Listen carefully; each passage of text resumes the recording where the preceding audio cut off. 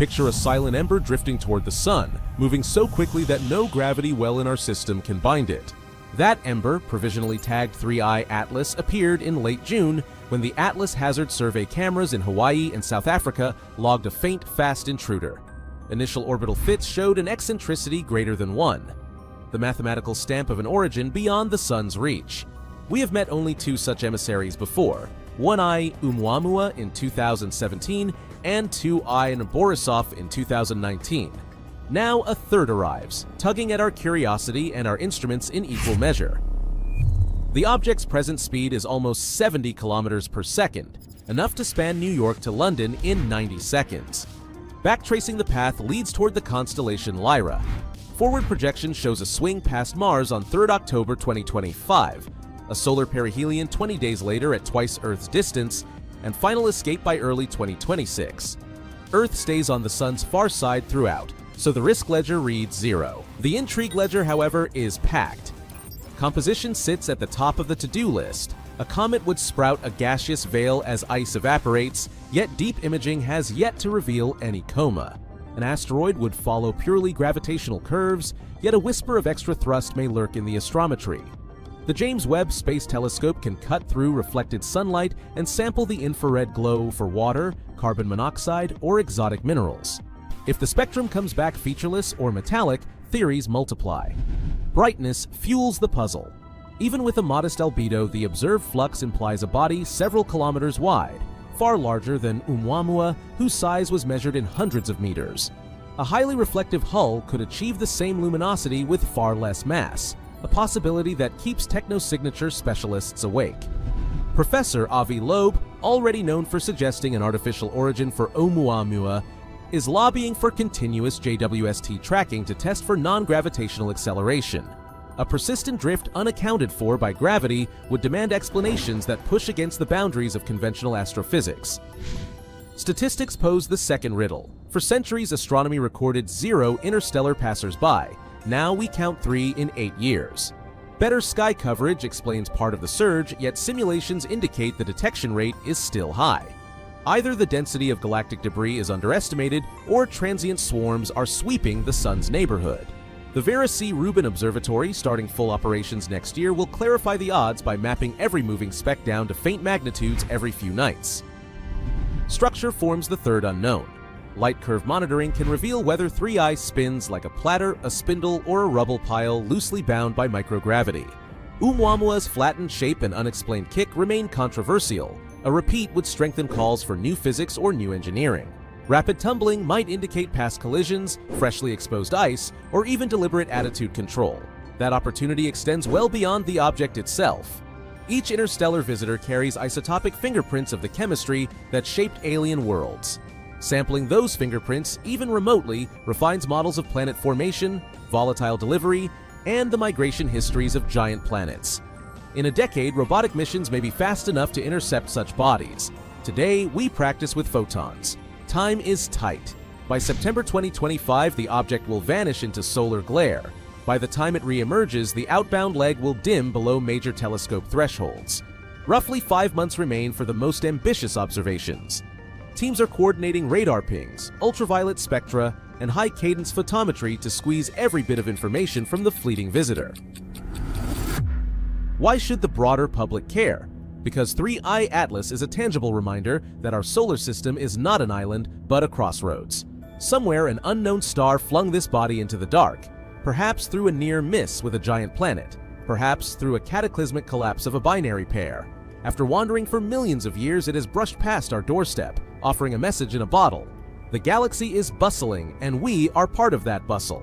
Whether the newcomer proves to be ice, rock, metal, or something unprecedented, its brief appearance renews a sense of frontier. Sky surveys sharpen, theories adapt, curiosity deepens. The next discovery may come sooner than anyone expects, and when it does, the groundwork laid today will allow us to read its story more clearly.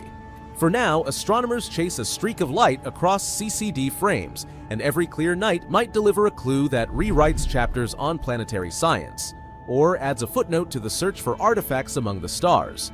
In either case, the sky is not done surprising us. Origin scenarios abound.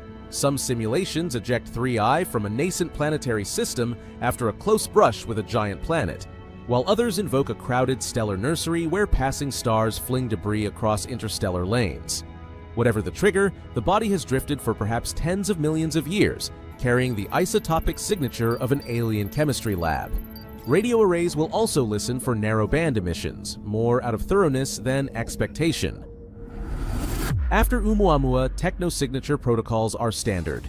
Scan, archive, move on, unless a signal repeats. Looking ahead, Rubin's legacy survey of space and time should uncover several interstellar objects every year, identified early enough to permit rapid robotic flybys. Concepts under study at multiple space agencies outline launch-on-alert missions that could sample surface dust or even return grains to Earth. Each discovery thus acts as rehearsal for the day we chase one down in person. Whether the outcome is ordinary or transformative, the chase itself pushes instruments, sharpens global teamwork, and teaches the next generation to aim beyond yesterday's limits. The very first known interstellar object, or ISO, to pay a visit to our solar system was a rocky, elongated interloper with a slightly reddish hue. It was spotted in 2017 and was dubbed with the Hawaiian name Oumuamua. It was almost 10 times as long as it was wide, and it was extremely unusual. Objects in our solar system are rarely shaped this way, so astronomers hoped it could provide some clues into how other star systems form and function. For hundreds of millions of years, longer than I've been around, this bizarre guest has been wandering through our home Milky Way galaxy, not bothering to settle down in some star system. And then, it came across the solar system. After the space traveler was discovered, hundreds and probably even thousands of telescopes all over the world, including ESO's Very Large Telescope in Chile, sprang into action. They started measuring the object's orbit, its color, and brightness. That's when it became apparent that the space rock had an unusual orbit. Some astronomers suggested that Oumuamua was emitting hydrogen it had picked up during its journey between stars. This was a simple explanation for the mystery that had evoked lots of outlandish theories. When this bizarre guest was first spotted upon entering the solar system, scientists were not sure what its nature was. Some claimed it was a comet. Others disagreed, saying it didn't have the features typical for comets: a visible long tail and a coma, which is a cloud of gases surrounding the nucleus of a comet. Plus, its shape was different from that of other comets. The only thing that made Oumuamua more comet-like was the way it accelerated as it went away from the sun. The unusual object started to slow down on its way out, but in a strange way, as if not only gravity was in play there. It seemed like something was creating a force to counter this gravity.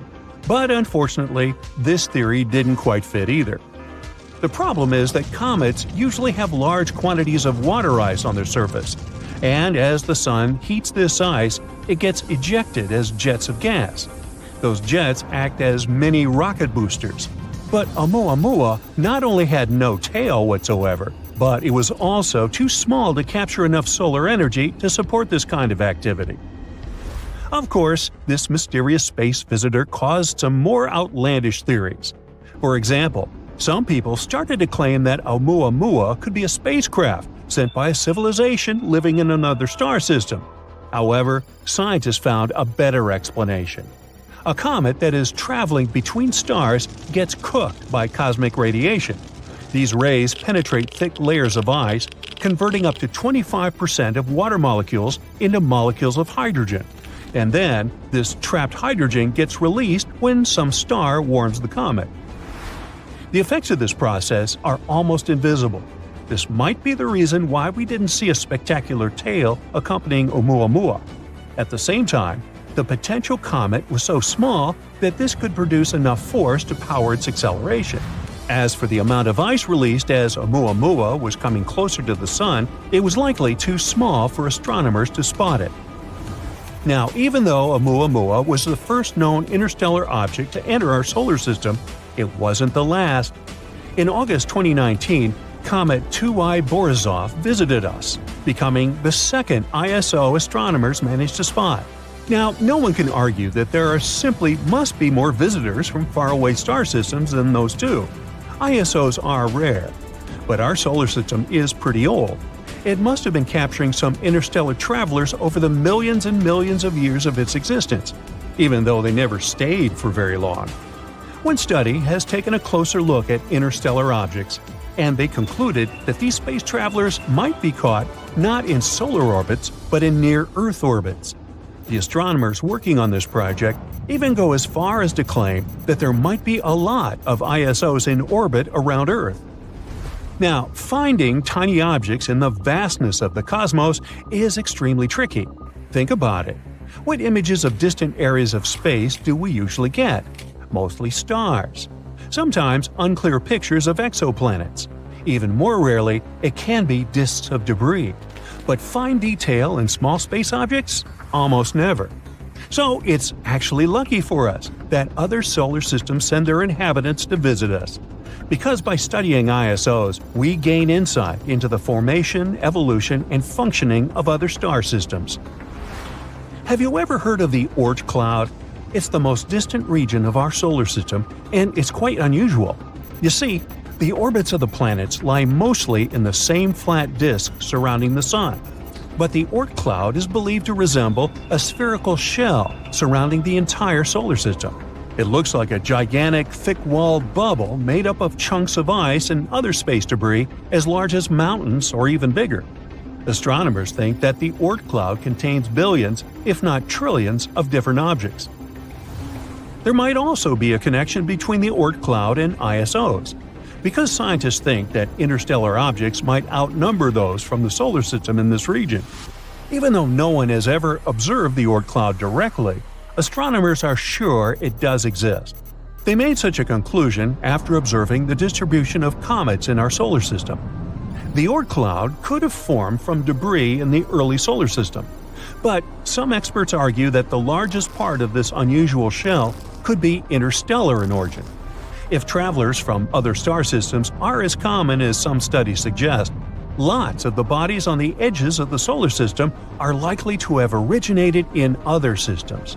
Sadly, this theory hasn't been proven yet. Now, since we've been talking about comets, not Cupid or Donder or Blitzen, one of them has recently approached the Sun at breakneck speed. It was 96P Mach-1. This comet is around 3.7 miles wide, and astronomers think it might have arrived from outside the solar system. The NASA European Space Agency Solar and Heliospheric Observatory spacecraft has been monitoring the comet. So look at this. That's the comet's tail. It's mostly made up of gas. It's trickling behind frozen chunks of ice that are getting heated by the radiation coming from the Sun. In some cases, a comet can have two tails, one made of dust and the other consisting of gas. And each of them can reach hundreds and, in some extreme situations, even millions of miles in length. In 2008, scientists analyzed the material left by 150 comets. They found out that the comet we're talking about was quite low in carbon and didn't contain a large enough amount of some other typical materials. This could only mean one thing: the comet was an interloper coming from another star system. It may have been ejected from its original solar system by the gravity of a large planet. After that, the poor homeless thing probably spent a large amount of time wandering around space, until it came across Jupiter. The gas giant could have bent the comet's trajectory, trapping it in orbit around the Sun. There's one more theory. According to it, the comet formed in a poorly studied region of the solar system, and it has this weird composition due to its repeated journeys around the Sun. Now, scientists are watching the comet with anticipation, like Christmas. Since it's an atypical one, both in its behavior and composition, they don't know what they will see, which makes the whole process even more exciting. Most comets falling toward the Sun are quite small, not more than 32 feet across. That's why they burn up as soon as they come close to our star. But the sheer size of Mach-1, which is more than 2/3 the height of Mount Everest, seems to protect the comet from evaporating completely. You're standing next to a huge floor-to-ceiling window of the spaceship/wandering city you've been calling your home for a dozen years, along with a few hundred other people. You're watching a fascinating object nearing your spaceship. wondering if it'll bring an end to this journey and your life. It looks like an asteroid, but acts like a comet, moving as if something is pushing it. Can it be the engine created by another space civilization? Are you doomed, or are you about to have contact with a different kind of intelligence? Now, let's leave this post-apocalyptic fantasy and take a closer look at these space invaders called dark comets. The most intriguing question is obviously, what makes them move? Most likely it's some gas or material escaping from the surface of these space objects. Interestingly, until recently, no one has even been sure they existed. The first dark comet was discovered just a few years ago, and since then, researchers have identified 14 of them, including 7 new ones found just recently. The story of dark comets began in 2016, when scientists noticed something strange about an asteroid called 2003 RM. Its orbit wasn't quite what they expected. It had shifted slightly, and no one could explain that shift by typical asteroid behavior, when they received tiny pushes caused by sunlight heating an asteroid unevenly. Instead, the movement suggested that 2003 RM might have been releasing material, something comets often do. But there was a catch. The thing didn't look like a comet. There was no tail, no visible gas cloud. It was just a tiny dot of light, like a regular asteroid. At first, scientists thought 2003 RM was just a one-off mystery. But in 2017, a telescope spotted another strange object, this one from outside our solar system. It was Oumuamua.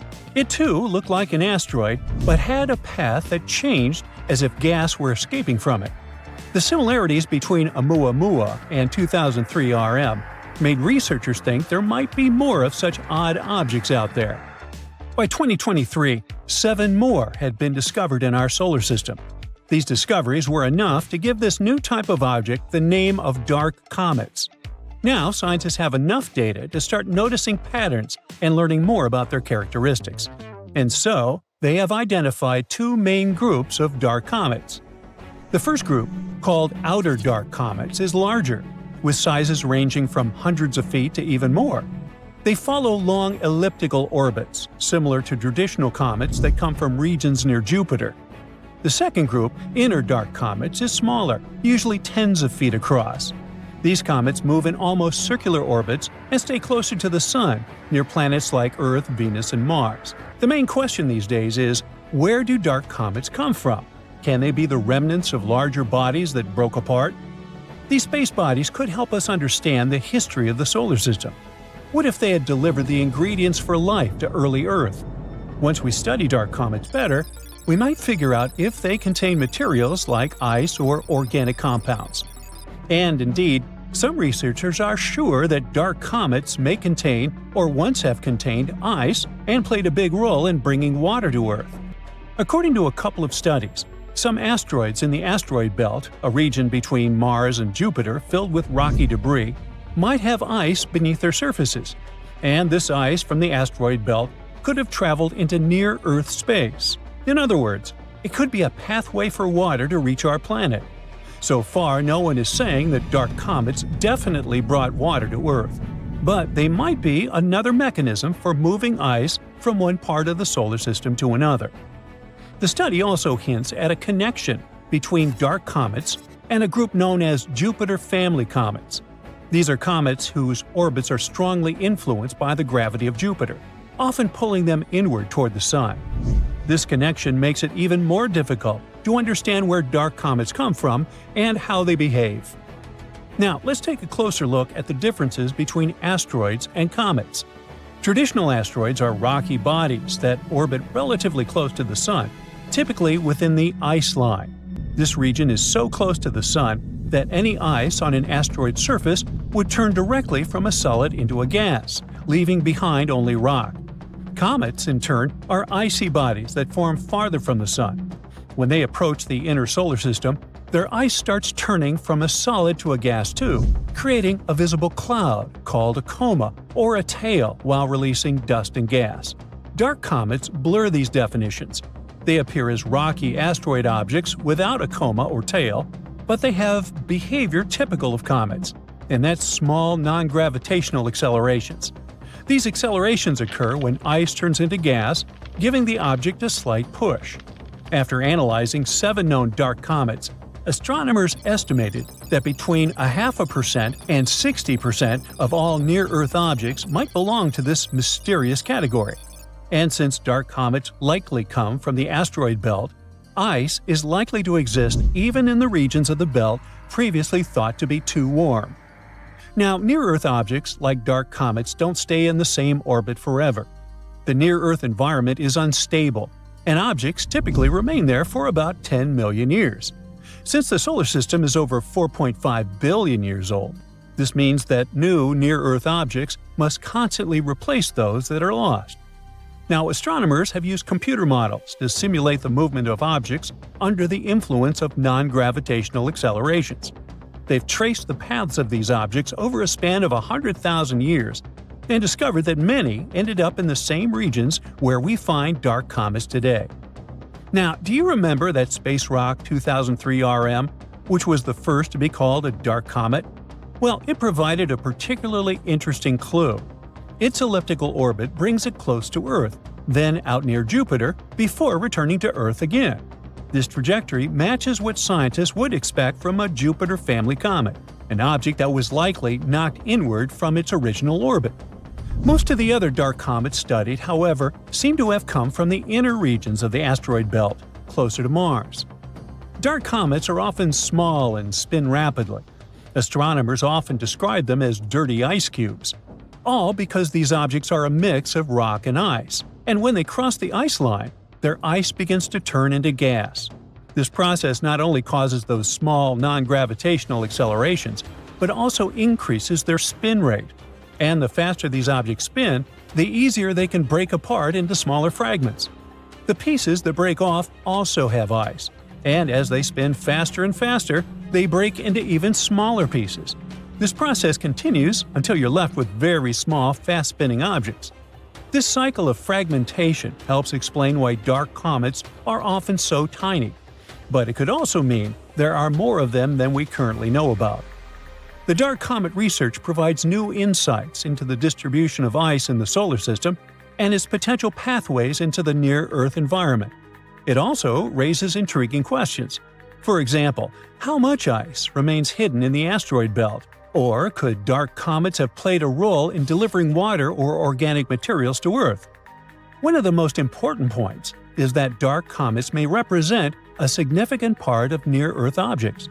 If it turns out to be true, it could mean that our understanding of the population of near-Earth objects and their potential risks for our planet is far from complete.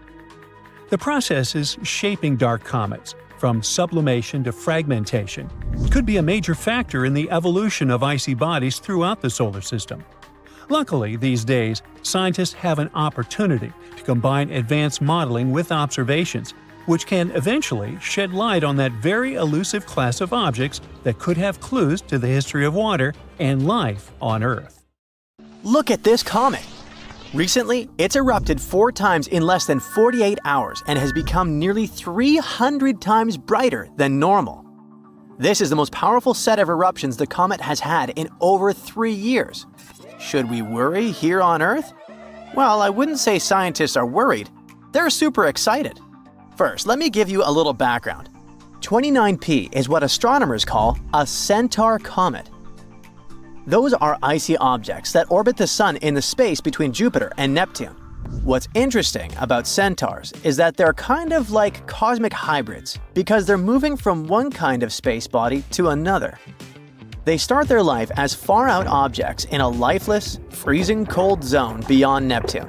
But then, over a few million years, they move inward toward the Sun because the planets of the solar system affect them with their gravity. Eventually, they turn into short-period comets. This term means they can pass close to the Sun and then slingshot back out into those icy regions.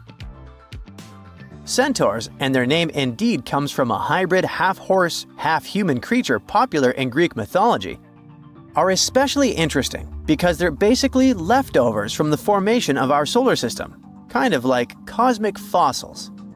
Since they've been hanging out in the frigid outer solar system for so long, they've kept a lot of the volatile materials that were present when the solar system was first forming. This makes them a valuable clue in understanding how our solar system evolved. That's what makes scientists so enthusiastic. Now, about 29P itself. This thing is huge for a comet. It's about 37 miles across, which is almost 3 times the length of Manhattan. Now, worry not, it's too far away to cause us any harm. While it's one of up to 1,000 known centaurs, 29P is also in a rarer group of comets called cryovolcanic comets. Those are a fascinating class of space objects that have unique geological activity. The thing is, cryovolcanic comets not only contain a unique mix of ice, dust, and rock, but also feature cryovolcanoes, aka cold volcanoes. They erupt with volatile materials like water, ammonia, or methane instead of molten rock. As for regular comets, when they approach the sun, the heat from the star evaporates their gases, leading to the emissions of dust and tiny particles, electrons, and ions. These materials create those magnificent trails. These eruptions are incredibly spectacular and make the comet appear a lot brighter since the cloud of cryomagma reflects the sun's light. The cloud that forms around the comet is called the coma, and it can grow so large and bright that it makes the comet look like a fuzzy ball of light. If you've ever observed a comet, the coma is the halo you see around it. Such eruptions are pretty unpredictable. While most cryovolcanic comets follow elliptical orbits that take them far out into the solar system, 29P is on a more circular orbit, staying around the same distance from the Sun as Jupiter. You'd think that this would mean its eruptions would be more regular, but that's not the case at all. In fact, 29P erupts in a completely random and unpredictable way, and scientists are still trying to figure out why. The latest outbursts started on November 2nd, 2024, when 29P erupted for the first time in almost 2 years. This was followed by 3 more large eruptions in less than 48 hours, which really got the attention of astronomers at the British Astronomical Association. They'd been tracking 29P for a while, and they reported that the eruptions sent out a cloud of debris reflecting about 289 times more light than the comet's nucleus, which is a huge increase in brightness. Astronomers are expecting that the coma, which is growing after each eruption, could take on an unusual shape.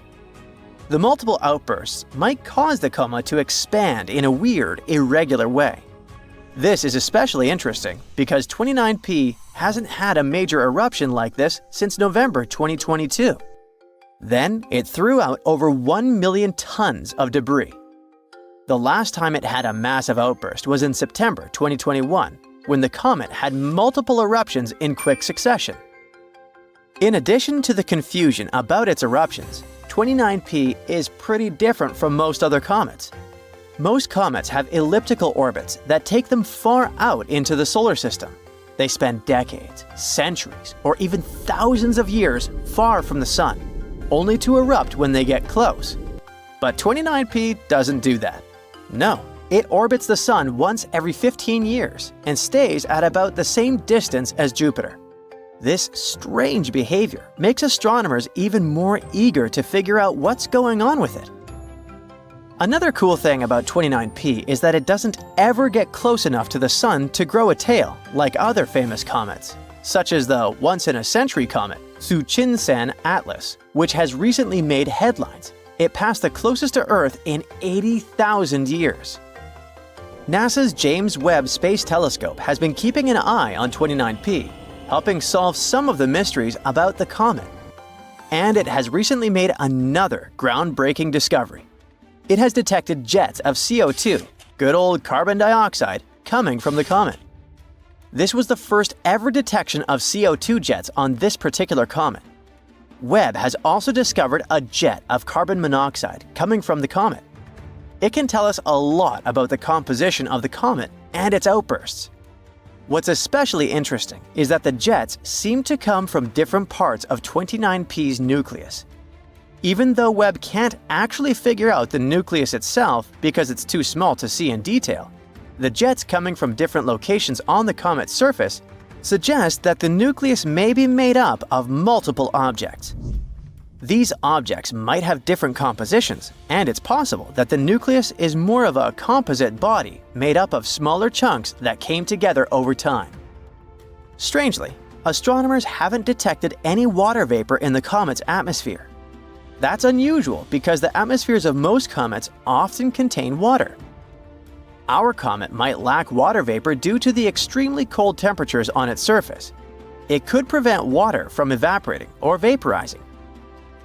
29P isn't the only thing that Webb is studying. The telescope has also been making some big discoveries about galaxies far, far away.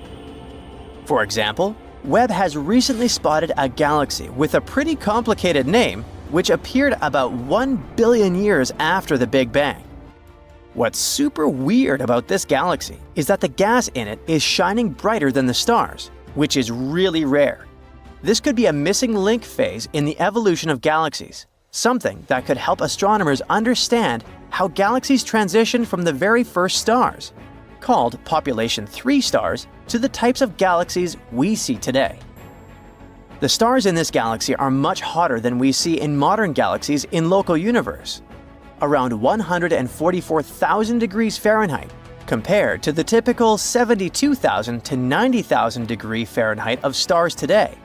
This could mean that the galaxy is in the middle of a super brief but intense phase of star formation, where huge, hot stars are popping up in a dense gas cloud.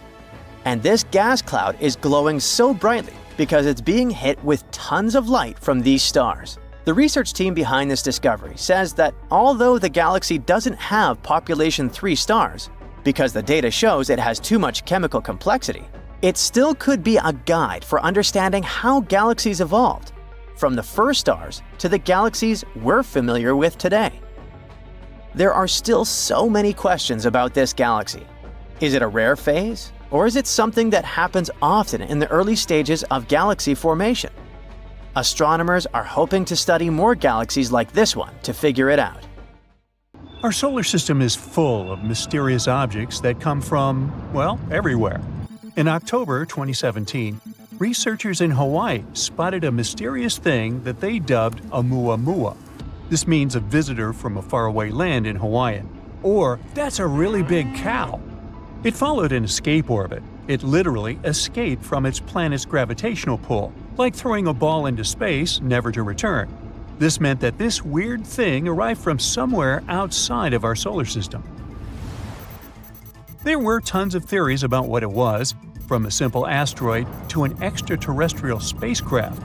Scientists even thought it was a chunk of nitrogen ice from a Pluto-like planet. Its strange shape only added to the mystery. The big changes in the light curves showed that this thing could be either elongated like a tube or more flat like a pancake. This thing was unlike anything we've seen before. Oumuamua didn't behave exactly like a comet or an asteroid. Comets are icy and form bright tails when they pass near the sun, while asteroids are basically just rocks and don't form tails. Oumuamua has no tail and doesn't release gas, like me. But it's not your average rock either. Its surface is very shiny, almost like polished metal. When it passed by the sun, it sped up, like it had a rocket on it. And it wasn't the sun's gravity that gave Oumuamua the sudden boost. Scientists aren't sure what caused it. So what in the world was that thing?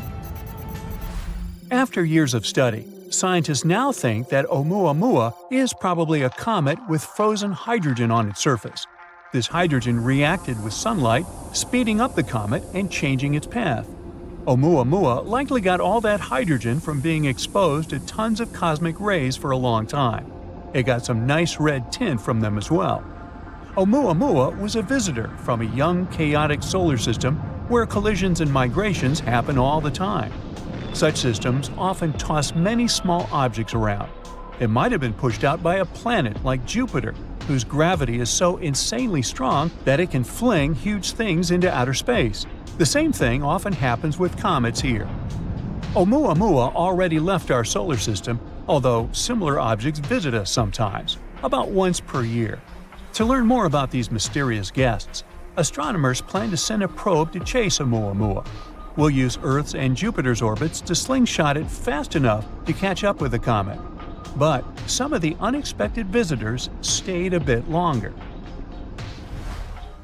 In October 2019, NASA's Hubble Space Telescope took a picture of a bluish comet trailing dust and gas. It was already in the solar system at the time, around 260 million miles away from Earth, somewhere between Mars and Jupiter. We saw the glowing dust surrounding it, but we couldn't yet see its nucleus, since it's way too small. Well, small is relative here. The thing is about 3,200 feet across, which is like the length of 9 football fields. In March 2020, Hubble images showed that a small fragment of the comet broke away from the nucleus. That means that the comet is very active, unlike Oumuamua. As we observed it further, we found that the nucleus is a loose mix of ice and dust particles. Its surface is also very similar to others, with rough areas and smooth blankets of icy, dusty debris. The comet was discovered by an amateur astronomer, Gennady Borisov, so it got the name Comet 2I Borisov. Congratulations! Scientists quickly confirmed it came to us from outside our solar system. And this thing sure was an enthusiastic tourist. It traveled at a breakneck speed of about 110,000 miles per hour. That's fast enough to circle the Earth 4 times in just 1 hour. This visit was fascinating for several reasons. Most comets in our solar system come from the Kuiper Belt or the Oort cloud. The Kuiper Belt is a region of space beyond the orbit of Neptune. It's like a big, distant ring around the Sun, filled with many small, icy objects. All of them are ancient leftover pieces from the time when our solar system was still very young. The Oort cloud is much farther. It's like a giant bubble around the solar system, also filled with super old icy objects. Most long-period comets come from there. But where did the comet 2I Borisov come from? We still don't know for sure. Scientists say that it likely formed in another star system, which could be either younger or older than our solar system. Would be weird if there was a third option, NASA. Anyway, it might have been kicked out from its home system, just like Oumuamua. Although Comet 2I Borisov is too small to hold on to its own atmosphere, it developed a coma when it approached the Sun. Now, coma is a funny name for that beautiful glowing cloud of gas and dust that surrounds the comet's nucleus. It forms when the Sun's heat causes the comet's ice to vaporize, releasing dust and gas into space. This one was friendlier than Oumuamua and gave us some more time to study it. As a result, we learned more about its cool, unique traits. For example, it had never interacted with another star. But, unfortunately, Borisov had to leave too. Now it's on a path that will take it back into interstellar space. However, there are many more visitors to come, and you might have heard of this one. The Great Comet of 1996. That's what we call the comet Hyakutake. It was also named after the astronomer who discovered it, Yuji Hyakutake. In a beautiful coincidence, it was discovered on New Year's Eve.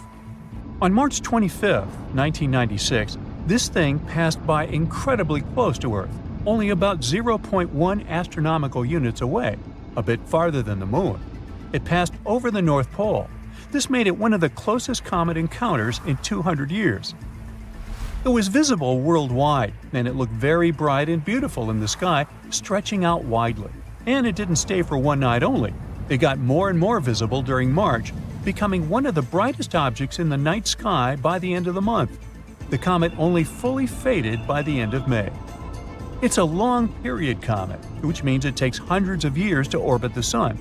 The last time it visited was about 17,000 years ago, and now its orbital period increased to 70,000 years. But don't be upset, there are other comets that will brighten our days and nights. Besides, some space objects prefer to stay around for longer. Now, there's this asteroid with a multisyllabic name that, to pronounce, is above my pay grade. This name in Hawaiian means the mischievous one of Jupiter. Luckily, scientists had mercy on us and dubbed it BZ. Hey, speaking for all the other narrators, thank you. It's a small asteroid, only about 1.8 miles in diameter. You can guess from the name that it shares an orbit with Jupiter. But there's a cool catch. The asteroid moves in the opposite direction, which is known as a retrograde orbit. The unusual asteroid was discovered on November 2014. It orbits the Sun for about 11 years and 8 months, sometimes passing inside and outside of Jupiter's orbit. It's been this way for at least 1,000,000 years, and it will remain so for about 1,000,000 more. But why does it move so unusually? BZ might actually be an interstellar immigrant. Perhaps it passed by our solar system about 4.5 billion years ago, around the time when the Sun was just forming. Then it got captured by gravity, but saved its opposite orbit. Or maybe it came from the Oort cloud. Then it could get its weird orbit from the mysterious planet 9, a hypothetical planet that's believed to exist in our solar system far beyond Jupiter. In any case, this asteroid gives us more insight into the history of the solar system and how organic materials can travel to us from outer space. Now, at any given time, there are thousands of objects in our solar system that come from outer space. They stay here for different lengths of time, but sometimes we get lucky, and they end up teaching us a lot about interstellar space.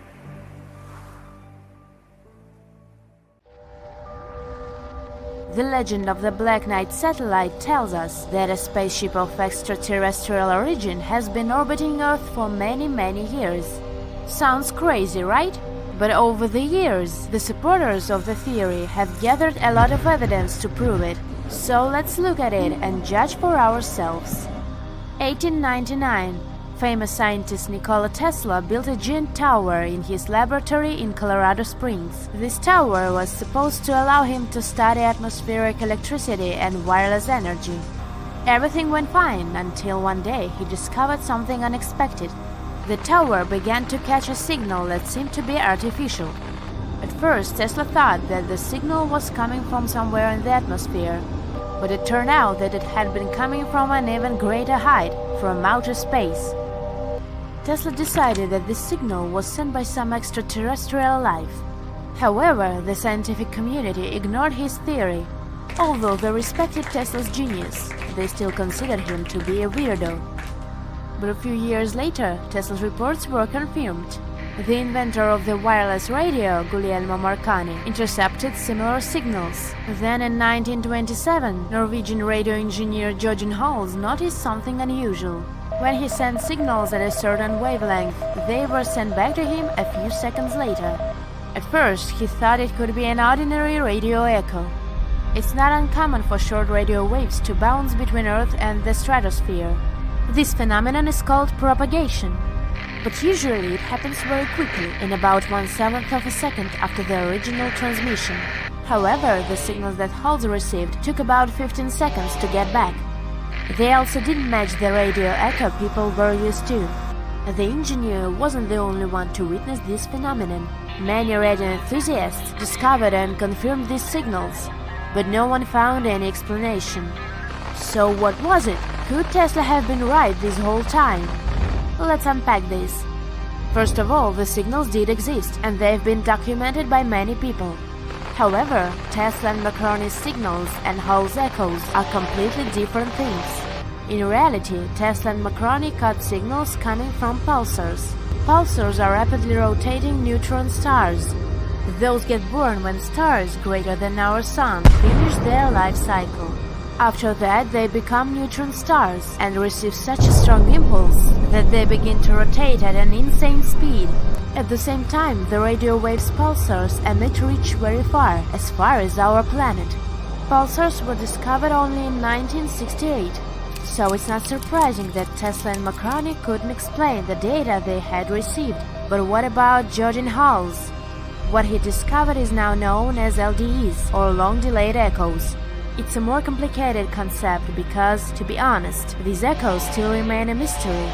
Scientists suggest that LDEs may be caused by something in Earth's atmosphere, or they might be reflected from the Sun's plasma clouds or even from the Moon. Unfortunately, we don't know the truth yet. The next incident took place in 1960. The New York Times published an article which said an unidentified silent satellite has been discovered circling Earth in a near-polar orbit by United States tracking stations. The identity and origin of the mysterious satellite, which has been dubbed the Dark Satellite, are unknown despite nearly 2 weeks of tracking. Many people believe that this must be the famous Black Knight satellite. However, later scientists confirmed that it was actually the remnants of a regular satellite that had gone astray. It malfunctioned and the thrusters sent it in the wrong direction, they claimed. Anyway, this whole story led to renewed interest in the Black Knight satellite. Astronomers all over the world started claiming to have observed it. Almost any strange celestial object could become the famous dark spaceship. But up to this point, all the photos and data about the Black Knight satellite have come from observatories on Earth. To prove or disprove its existence, people needed some witnesses in orbit. Gordon Cooper was a pilot and one of the first astronauts in human history. In 1963, he took part in the longest American space mission at that time, Mercury Atlas 9. During the flight, he discovered some strange green object, possibly of extraterrestrial origin, in front of his module. He then told his crew on Earth about that. NBC News picked up on the news and tried to interview Cooper about it, but strangely, neither NASA's mission transcripts nor Cooper seemed to give much importance to this fact, as if that didn't happen at all. Later, the official NASA's explanation was there was an electronic malfunction on Cooper's craft. It led to increased levels of carbon dioxide, which in turn caused Cooper to hallucinate. Cooper agreed with this version. Maybe it's just a curious coincidence that when he retired, he became interested in searching for extraterrestrial life. But even if we assume that all this is true and there is some mysterious spaceship in Earth's orbit, what do they want from us? Why would they be watching us? In 1973, Duncan Alasdair Lunan, a Scottish researcher, decided to investigate this. He gathered all the data on LDEs collected by Norwegian scientists and began to study it. Suddenly, he noticed some deviations that could hide a code. He arranged the data into a graph, where one axis meant the delay in time between the echoes, and the other the position of the echo in the sequence. It turned out to be a collection of dots which looked like some sort of space map, namely the map of the constellation Bootes. Lunan began to analyze the echoes recorded by French astronomers in 1929. Again, he got the same constellation, but one of the stars was in a slightly different place. Lunan then thought, what if it's actually a star map from the past? After rewinding the time, Lunan finally got the whole picture. He discovered that this was how the constellation looked 13,000 years ago, which probably meant that they could have been watching us for thousands of years. In 1973, Lunan gave an interview to the British magazine Spaceflight. He said that he had deciphered the radio message hidden in the LDEs. Here is what it said. Start here. Our home is Upsilon Bootes, which is a double star. We live on the sixth planet of 7 coming from the Sun, which is the larger of the two. Our sixth planet has 1 moon. Our fourth planet has 3. Our first and third planets each have 1. Our probe is in the position of Arcturus known in our maps. Goosebumps. But even though these reports were published in the New York Times, Time, and other well-known magazines, no one really took this topic seriously. Unfortunately, Lunan's theory wasn't really backed up by any evidence. Later, he withdrew it himself, saying that he had made obvious mistakes and that his methods had been unscientific. According to him, he had just been making guesses about what these signals might mean. And finally, the last part of our story. This photo. On the 4th of December 1998, the Endeavour spacecraft embarked on the STS-88 mission. This was the first mission to the International Space Station. And then, on the 11th of December, NASA took and published a series of images where you could clearly see an unusual object in Earth's orbit. These photos were immediately picked up by the public. Everyone thought it was the Black Knight satellite, which had been discussed for years. Had it finally been found after 100 years of speculation? But as usual, the truth turned out to be much more boring. During the mission, one of the astronauts was installing a thermal cover, but the coating was poorly fixed. It broke off and flew away. The photos were taken just to document this event. The Black Knight is a very interesting legend. You can dig into it for hours, looking for new information and evidence, and then watch it getting debunked. This story is a pile-up of many completely unrelated stories, reports, photos of real satellites, and so on.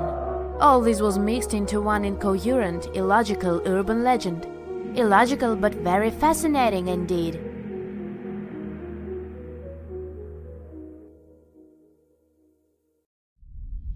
If an asteroid like Apophis hits Earth, we will be destroyed. Massive earthquakes will strike, and tsunamis will flood everything. Apophis is a billion-year-old celestial body that has been in the solar system since its inception. So you might be thinking, well, how likely is it that this giant space stone will collide with our planet in 2029? Well, let's find out, shall we? Apophis is a big, bad asteroid discovered in 2004 by the Kitt Peak National Observatory in Arizona. Since then, it has proudly held the title of one of the most dangerous asteroids ever located. It's around 1,100 feet wide, which is a bit bigger than the Empire State Building and the Eiffel Tower. Because of how scary it was named Apophis, like the Egyptian immortal creature that was considered to bring eternal darkness and destruction to Earth. Oh boy. In 2021, researchers had a once-in-a-lifetime opportunity to study this floating rock when it passed near our planet, and we'll come back to that in a minute. Now, some scientists say that there is a small chance of Apophis hitting the Earth on Friday, April 13, 2029. The Archaeology effect is to blame for this, since it can slightly nudge this space rock towards Earth. This effect originates from the uneven emission of thermal photons from a rotating celestial object, resulting in a fascinating force exerted upon it in space. These emitted photons possess momentum and play a pivotal role in shaping the dynamics of the body. The asteroid has two sides, light and dark, just like the Moon. The light side faces the Sun and is warmer than the dark side. But the thing also turns, so the sides constantly change direction and temperature. This change could be detrimental because it slightly pushes Apophis toward Earth. Unfortunately, nobody knows how the Yarkovsky effect will influence the asteroid's path. On the other hand, on the asteroid's last flyby of Earth in 2021, astronomers used radar to take accurate measurements of its trajectory and confidently concluded Apophis will safely miss Earth in 2029 by about 20,000 miles and won't bother us again for at least 100 years. Now, generally speaking, every 8,000 years, our planet is hit by a falling star that has similar dimensions to those of Apophis. The last time we were hit by a slightly smaller meteor was in 2013.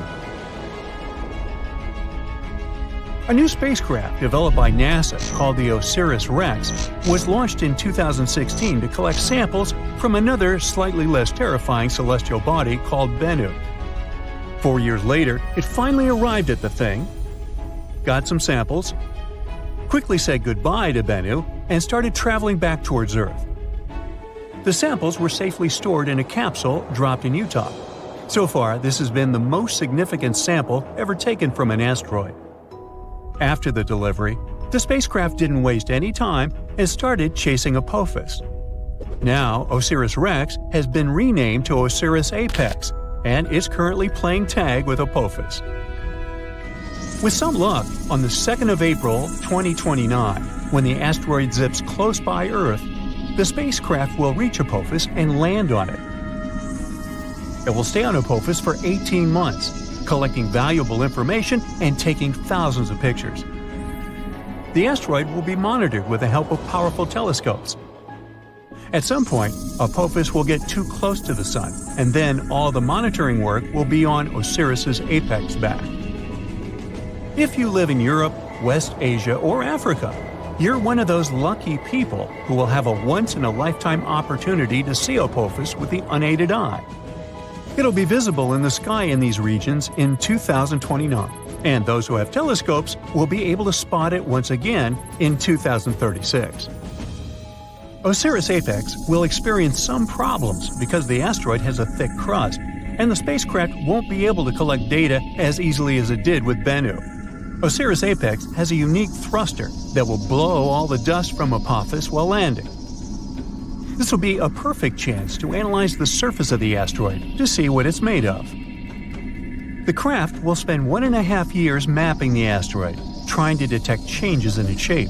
All this research will show how the celestial body is likely to move so we can better design plans to protect Earth from such things. In 2025, NASA is also going to launch the mission Apophis Pathfinder, and it will be the first spaceship to ever touch this asteroid. It will land approximately a year after its launch. Also, NASA has proposed sending a swarm of tiny craft into space to help humanity develop effective protective tactics against asteroid strikes. We know that Apophis originated in the primary asteroid belt between Mars and Jupiter. In the past million years, this celestial body has changed its path because of the considerable influence of Jupiter's gravitation. Now it seems like it favors the Sun more, meaning this asteroid will come very close to Earth. That's why it's classified as a near-Earth celestial body. A lot of tests and research have been done to find a way to deal with asteroids. Some solutions include drilling and detonating the space body from inside, or testing new technologies, like attaching rockets to it and trying to steer it away from Earth. We can also hit it with something moving at high speeds to make it change its course. Apophis is an S-type asteroid made of rocks and minerals like iron and nickel, and is shaped like a peanut. It can tell us a lot about the past and possibly the future. Sampling this space object could reveal how life on Earth began and how plants appeared. There are many theories that suggest that water arrived on our planet on an asteroid or a comet. Asteroids are like priceless time capsules.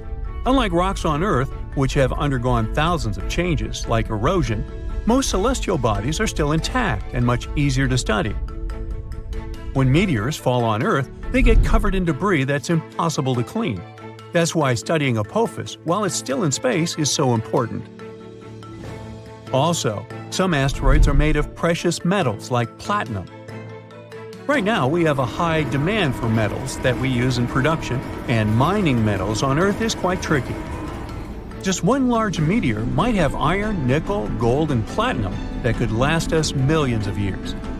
If Apophis has this amount of metals, well, we'd want to break it down and bring it back to Earth. One space rock could be worth quadrillions of dollars, making space mining highly profitable. And still, it would cost us more to get it back to Earth than to dig up these materials here. As technology progresses and new kinds of rockets are developed, this might become possible at some point. So, even though we're safe for the next 100 years from Apophis, you probably still want to see what would happen if something like it did impact. Come on, sure you do. Well, first let me tell you, you'll hear the sound of the collision and know what's happened even if you're miles away. You should leave your house or apartment immediately. Shortly after the impact, massive earthquakes will strike, and many tall buildings will fall. So, staying away from cities might be your best option if you have a choice. But don't escape by car. There will be massive traffic jams, and everyone will panic. Going on foot or by bike is your best option in this scenario. A prime way of transportation will be traveling by plane, so if you've always wanted to get that pilot license, now you've got a good excuse. If you have time, take along extra snacks and water, and an extra pair of socks.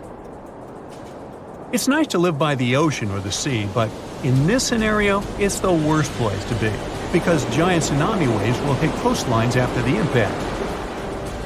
If you live far away from the impact area, the tsunami might take 30 hours to arrive. You'll have a bit of time to prepare. A sound from space? When up there in space, no one can hear you talk, laugh, or scream. Or at least that's how the saying goes. People can't hear anything in space due to its condition. Still, if you have the right conditions, like the hot gas that surrounds the black hole located at the center of Perseus, space can be quite noisy. That's the galaxy cluster 250 million light-years away from us. Researchers caught an actual sound of space, waves rippling through the plasma gas in Perseus. They first realized black holes generate acoustic signals in 2003, but this is the first time they brought these signals to the human ear, and wow, this sounds terrifying. Canyons filled with liquid on Titan. Almost a decade ago, NASA spacecraft discovered deep canyons on one of Saturn's moons, Titan. They're about a half-mile wide and they kinda look like the Grand Canyon, but they're filled with liquid hydrocarbon. This was the first time we came upon evidence of canyons and channels filled with liquid on Titan. Our solar system is full of small particles and bigger rocks that circle the sun, the same way as planets. Sometimes it happens, some of them change trajectory, which is why falling pieces of debris strike the planets. Most of the meteorites and comets originate in our solar system. Some from the asteroid belt between Jupiter and Mars, while others come from the Kuiper belt, that's located beyond the orbit of Neptune. But 5 years ago, scientists found something unusual, a red, elongated floating space rock called Oumuamua. It could be more than 3,000 feet long, but its size still wasn't the most impressive part. It was the first interstellar object we saw passing through our solar system. It means it formed and came outside of it. It was traveling way faster than asteroids and comets from within our solar system. No one knows where this weird object came from. Many, many years ago, when it started its journey and sailed away from its parent planetary system, the stars weren't in the same position as they are today, so it's hard to pinpoint where Oumuamua ran away from. The rock could have been on its journey for billions of years. Solar termination events. Our sun is not just a flaming ball of gas we see in the sky. It's actually a pretty complex network of towering plasma fountains, magnetic fields, and blobs of unusual matter 500 times bigger than our own planet. And then there are solar termination events. When it comes to its activity, our sun goes through a natural cycle of troughs and peaks. Approximately every 11 years comes the time when the sun is more active than in other periods of the process. As the cycle goes to the end, there are fewer emissions and sunspots. That's because magnetic fields are weakened at that point, and they collide along the sun's equator. This results in enormous tsunamis of plasma. They pass across the solar surface for weeks. These are the most powerful storms in our solar system. They twist, snap, and lash out into space and seriously affect our power grid. As they wake, large spots start to form on the sun, close to strong magnetic field lines. Usually, that's when the cycle begins all over again. No one still knows why exactly they form. Also, we're not sure if this only happens at the end of the cycle, and knowing more about this could help us prepare for raging solar storms better. Tsunamis on Mars. It appears the shorelines under the Martian surface formed because of two enormous tsunamis. Mars has something that's probably the longest landslide in our entire solar system. The rocks rolled down the mountain probably billions of years ago. They fell into the water and caused a gigantic wave that rushed across the Martian landscape. As the tsunami was getting bigger, the rocks scraped all along the solid ground beneath them, and these sandy waves left their prints on the shoreline, not so close to Olympus Mons. That means it's possible the waves traveled a couple of hundred miles. This supports the theory that Mars once had an ocean hidden below its dry desert surface. Sure, Oumuamua was cool because it was the first object we've seen coming from outside of our solar system. It's past us now, so it's not possible to study it anymore. But something else came from outside our solar system after Oumuamua. A comet called Borisov. It came with a tail over 100,000 miles long. Teams got the first images of Borisov in 2019. A bright white glow was surrounding it. And that was one of the first signs where scientists realized this comet wasn't from our solar system. They tried to collect as much information as possible because they remembered how quickly Oumuamua got away. Borisov came from a freezing place as cold as the Kuiper belt. One theory says it may have originated around a red dwarf, which is the most common type of star in our galaxy, the Milky Way. But unfortunately, Borisov was also very fast. so fast that they only managed to see it a couple of weeks before it passed by our planet. By now, it's almost out of our solar system. Finding new planets is always such a thrill, just like it was in 2017 when a group of researchers discovered Super Earth. It's an exoplanet, which means it orbits a star outside of our solar system. This one has a mass almost 3 times that of our planet, and it's only 21 light-years away. It orbits M dwarf star, and it manages to make a full circle in only 2 weeks. So that's how long the year is on this planet. It's closer to its star than Mercury is to our sun. But M dwarf stars are cooler than our sun, so it's possible this planet still has water. Super Earth is generally a term for planets that are lighter than ice giants such as Uranus and Neptune, yet more massive than Earth. They can be made of rock, gas, or even a combination of both. The one they discovered in 2017 is especially interesting because this type of planet can also hold some form of life. Leroy Chow is an astronaut who commanded the International Space Station back in 2005. This one time, during his final spacewalk, some pretty unusual lights caught his eye. It looked like 5 lights flying near him. They were in the shape of a pyramid, since one light was a bit further ahead. Chow immediately called one of the crew members who was also out there at the same time, taking a spacewalk. He asked his colleague if he saw the flying objects, but apparently he didn't. Researchers were intrigued by this story, so they examined satellite images to see if that was the thing Chow saw. One of the options was that Chow had seen fishing boats off the coast of South America. With bright lights, they wanted to attract squid.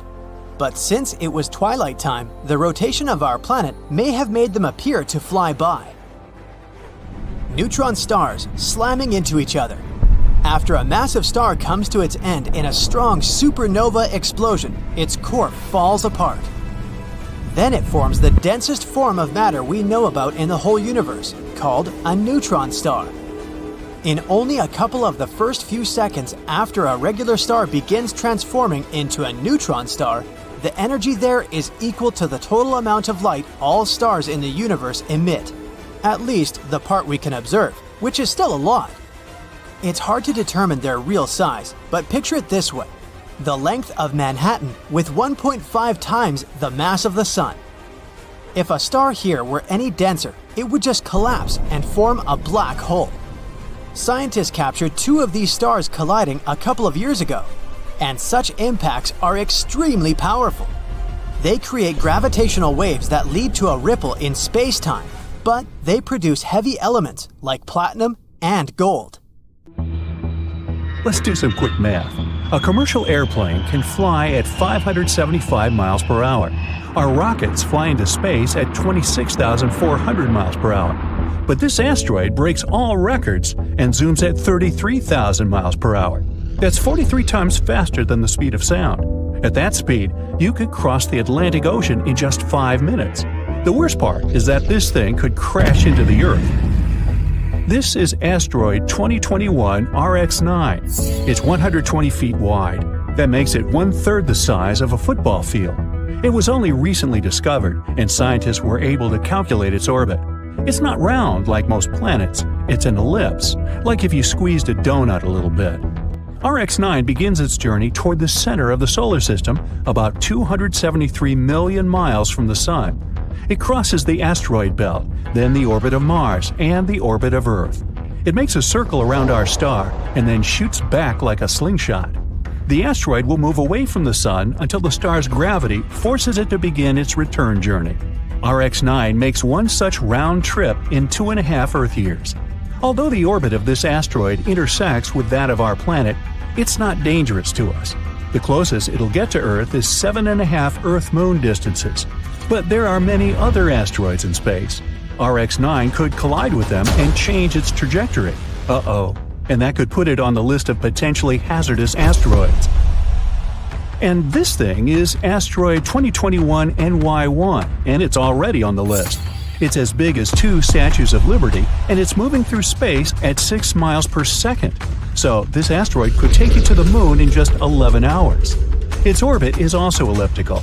Its far point lies somewhere between the asteroid belt and Jupiter at 3.9 Earth-Sun distances. The closest point of its orbit to the Sun is right near the Earth's orbit. Asteroid NY1 has passed Earth at only 4 Earth-Moon distances.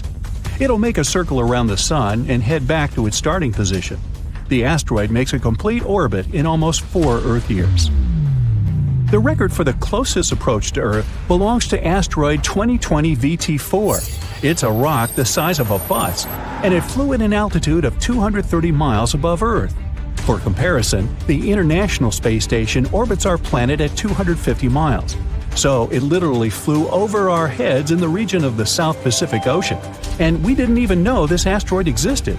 It flew over the Earth at daytime, and we couldn't see it because of the sun's light.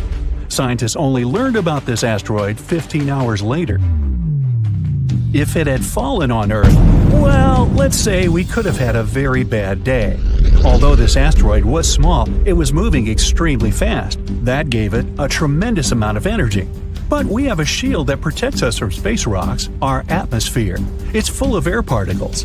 So when an asteroid enters our atmosphere, it begins to break against these particles because of friction. This heats up the asteroid so much that it begins to burn. This is the reason why the bottoms of our space shuttles were protected with black tiles. They could withstand temperatures up to 2,300 degrees Fahrenheit. So, if an asteroid is small, it could burn up completely in the atmosphere and turn to dust. If you look at it from Earth, it would look like a falling star. Scientists believe that any asteroid under 80 feet in diameter will burn up completely in the atmosphere and cause no harm. But an asteroid larger than 1.5 miles can do a lot of damage. And we know of such an asteroid that regularly passes by our planet. 4179 Toutatis. It's 3 1/3 miles wide, so it's bigger than Central Park in New York. And if you put this rock on scales, well, it'll show 5 + 11 zeros tons. That's heavy. The most frightening thing is that this asteroid moves in a chaotic orbit because it's constantly being affected by Earth and Jupiter. It's like the planets are playing ping pong with this giant rock. It also causes the asteroid to rotate like crazy. If you were on the surface of Toutatis, you would see that our Sun constantly rises and sets in completely different places. Because of this chaos, scientists can only predict the movement of this asteroid 50 years in advance. In 2004, it came within 4 Earth-Moon distances from our planet. Fortunately, there's a chance that one day it'll leave our solar system. Jupiter or Earth will launch it into distant space like a slingshot. But if it did fall to Earth, it would cause gigantic tsunamis and earthquakes all over the planet. Then the existence of our civilization would be in question. A similar catastrophe happened about 66 million years ago. At that time, I wasn't around then, but I heard about it. An asteroid the size of Manhattan flew toward Earth. The sun heated its surface and vaporized the material from it. The dust and steam turned into a giant tail that glowed brightly in the night sky. The night before it fell, it was the brightest object in the sky, perhaps even brighter than the moon. The moment this asteroid entered Earth's atmosphere, it caused a popping noise so powerful that you could hear it on the other side of our planet. It began to burn. Small fragments began to fall from the main body of the meteorite. Some of them burned up completely in the atmosphere, but others fell to the surface. The moment of impact, the mass and speed of the meteorite gave it colossal energy of about 100 teratons in TNT equivalent. That's a big boom. All this energy turned into heat. It was literally a wall of fire that spread around the impact site and burned everything in its path. The blast wave from the touchdown circled our planet several times. It caused a tsunami with waves higher than the Empire State Building and earthquakes so strong that the ground literally cracked. After this incident, about 95% of all life on Earth ceased to exist. The meteor left behind a crater as wide as 66 Golden Gate Bridges, and it was so deep you could stick 2 Mount Everests in there. And there are still many objects in the asteroid belt behind Mars that pose a threat to Earth. Like Ceres, it's not just any asteroid, it's a dwarf planet. Although it has a mass of only 1% of that of the Moon and is as wide as Texas, yeehaw, it gravitationally affects the orbits of Earth and Mars. A collision with an asteroid of that size would simply destroy the Earth, tearing it to pieces. So, humanity must learn how to avoid colliding with dangerous asteroids. Here, we have two options: destroy the asteroid or make it change its trajectory and fly past Earth. Destroying a huge rock that weighs as much as an entire city is difficult, so we stick with the second option. We can send a spaceship with explosive there and then do a little boom. Only we don't have to drill a hole to plant this present inside the asteroid. The boom has to be right above the surface and pointing upwards. Then, according to the law of physics, the asteroid will shift down a little bit. Even if the asteroid moves only a few feet, on a cosmic scale, this would dramatically change its trajectory. Another option is a gravity tractor. The principle is simple. Any object that has mass also has gravity, even you. Yes, you have your own gravitational force. So our plan is to send an unmanned spacecraft to the space rock. It would just have to hover over the surface of the asteroid.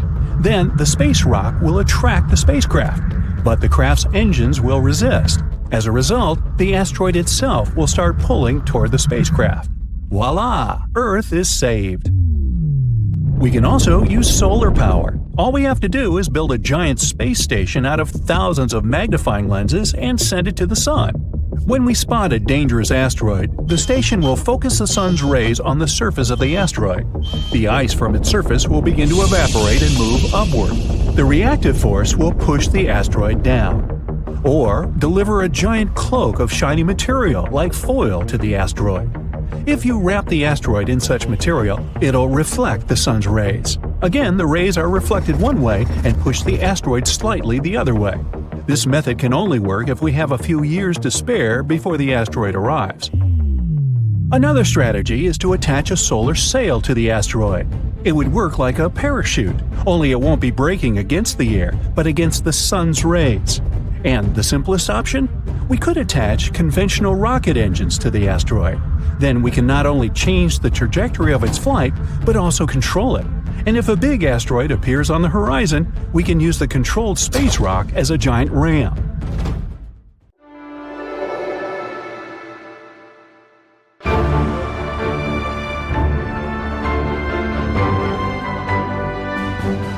On August 20th, 1977, the most ambitious space mission took off from Earth. The main goal of Voyager 2 was to study the outer solar system up close.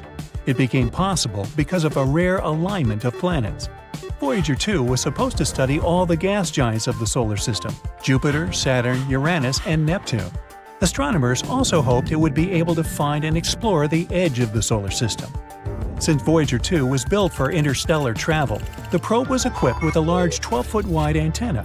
It allowed the spaceship to send the data it gathered back to Earth. During its journey, the space probe discovered a 14th moon of Jupiter. Voyager 2 was the only spaceship to study all 4 giant planets from up close.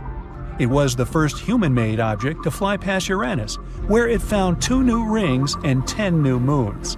Voyager 2 also flew by Neptune and noticed its great dark spot. That's a colossal spinning storm in the planet's southern hemisphere. The storm is the size of Earth and moves at a speed of 1,500 miles per hour. These winds are the strongest ever recorded on any planet of the solar system. In the history of space exploration, only 5 spacecraft have managed to leave the gravitational pull of the solar system. Those were Pioneer 10 and 11, Voyager 1 and 2, and New Horizons. People launch thousands of objects into space. These objects easily overcome Earth's gravity. But the Sun is around 300,000 times as massive as our home planet. That's why its gravitational pull is way more difficult to fight. Even more impressively, Voyager 2 is the second human-made object in history to reach the space between stars after passing through the heliosphere. That's a bubble of magnetic fields and particles produced by the Sun and protecting the solar system. 2 years after its launch, Voyager 2 started transmitting the first images of Jupiter. The space probe provided scientists with much-needed information about Io and Europa, some of the largest of Jupiter's moons. Then the space mission passed by the gas giant itself. The distance between the spacecraft and the planet was around 400,000 miles. That's when the probe noticed some changes in the shape and color of the Great Red Spot.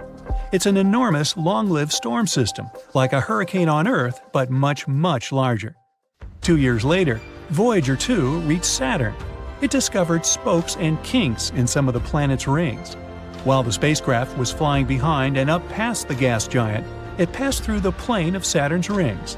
At that time, Voyager's speed was around 8 miles per second.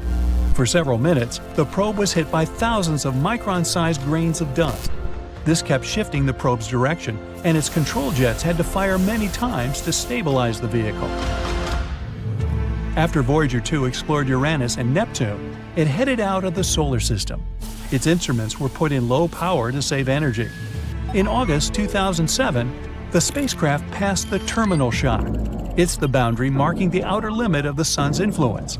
Here, the solar wind slows down. In the summer of 2013, the probe reached interstellar space. Now, when it comes to sending and receiving signals in space, there are 3 factors you should keep in mind: distance, power, and time.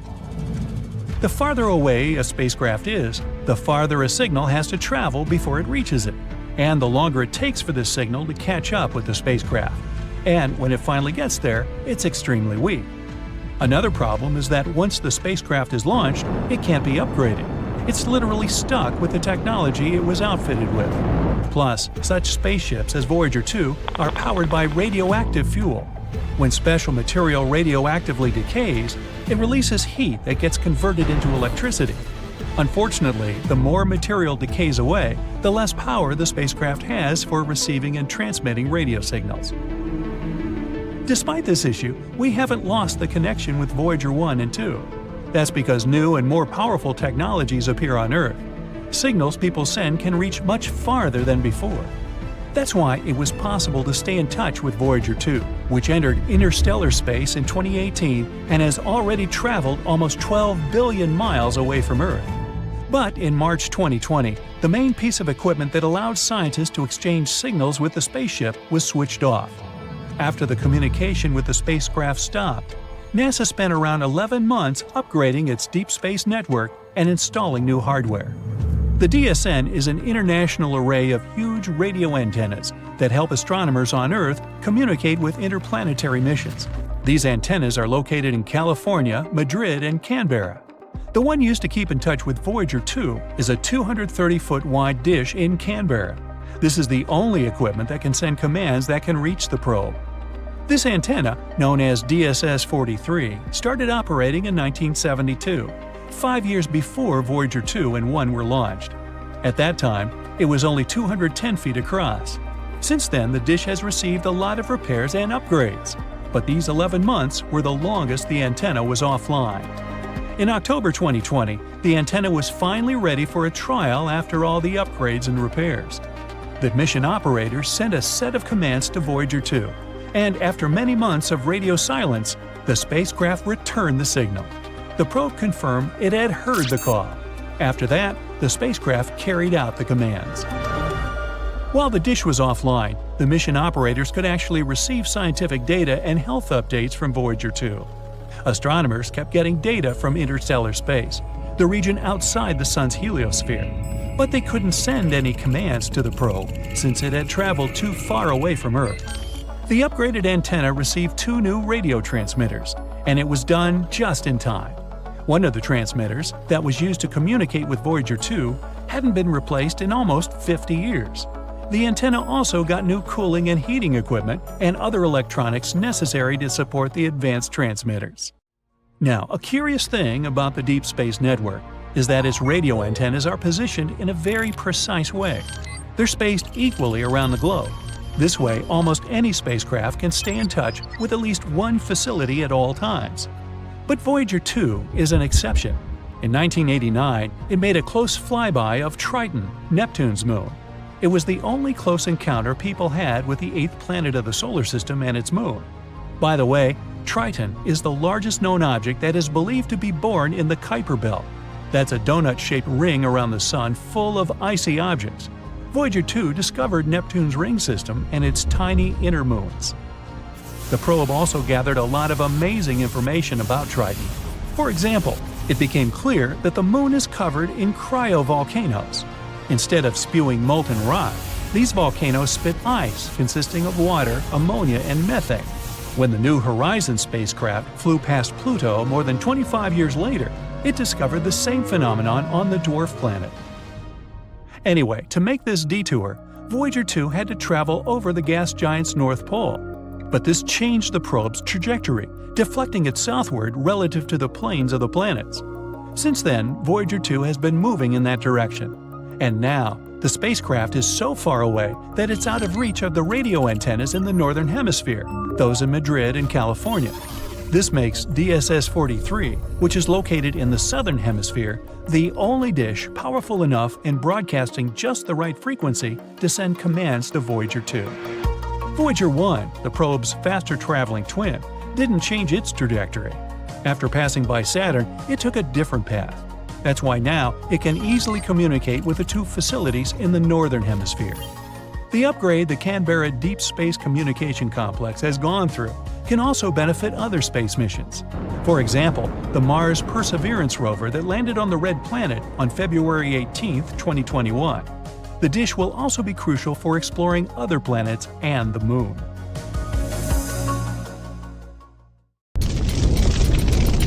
Whoa! A wall of fire spreads around the epicenter of the impact. It burns everything in its path. The waves raised by the explosion cover large cities, and earthquakes are so strong that giant skyscrapers fall like a house of cards. So, these are the possible consequences of the collision with the first interstellar object in history to visit our solar system.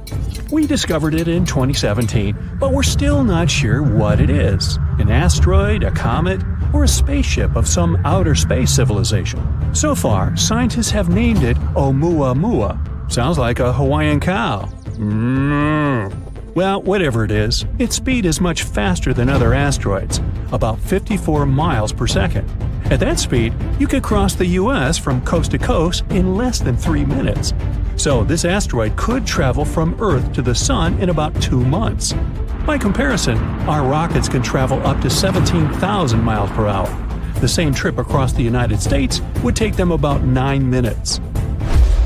So, many scientists speculate that this is an artificial object created by a very advanced civilization. Okay. The shape of the object supports this theory. It's long and narrow and resembles a spaceship. It's about half a mile long, way bigger than the Eiffel Tower. Scientists decided to see if Oumuamua was really someone's spaceship and pointed some radio telescopes at it. If the civilization on that ship had used communication or scanned us with their tech, we would have known about it. But there was complete silence. Kind of like that. Not a single radio wave.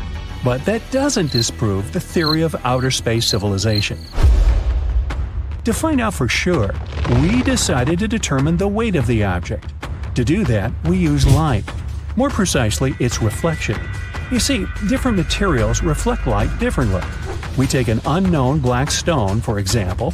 It absorbs almost all the light, reflecting almost nothing. Check out the catalog, it's charcoal. Knowing the size and material of the object, we can determine its weight. So, we need to see how much light this object reflects. And when scientists pointed their telescopes at Oumuamua, they learned that it reflects colors that match with iron and also with some solid rocks. And Oumuamua was flashing all the time, a bright flash. Then it would slowly fade, and then it would start to shine again. This means it was spinning. And it wasn't going around its axis like an arrow. It rotated chaotically, moving its edges up and down. Any artificial object or spacecraft would have been torn apart by such overloads. But Oumuamua is still intact. That means it's made of super hard materials that keep it from falling apart. And it's not hollow like a spaceship. It's one solid body. Hey, like me. The astounding speed of this object makes it pretty mysterious. Some comets can have the same or even higher speed, but they also have a kind of rocket effect.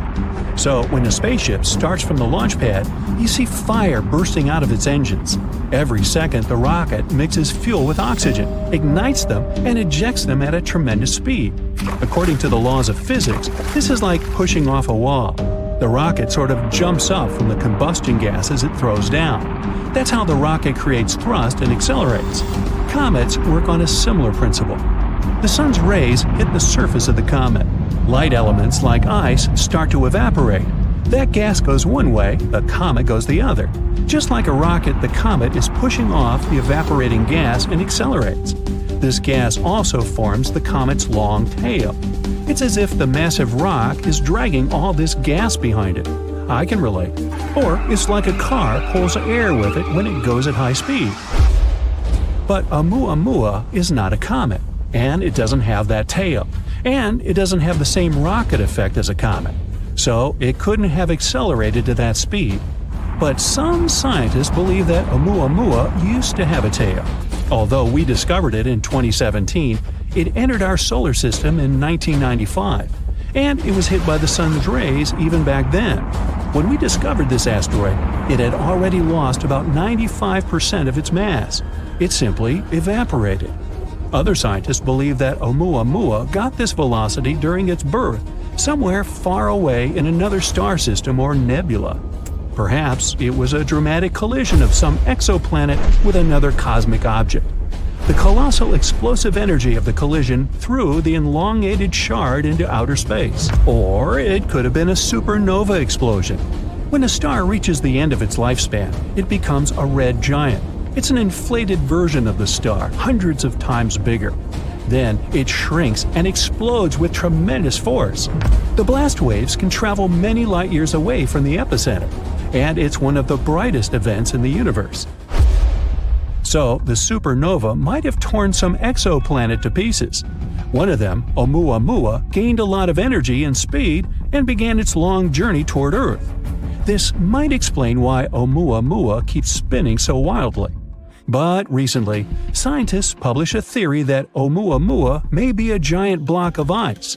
The kind of ice we're used to is water, H2O, but Oumuamua could be nitrogen ice, N2. It may have remained intact in interstellar space for 500 million years.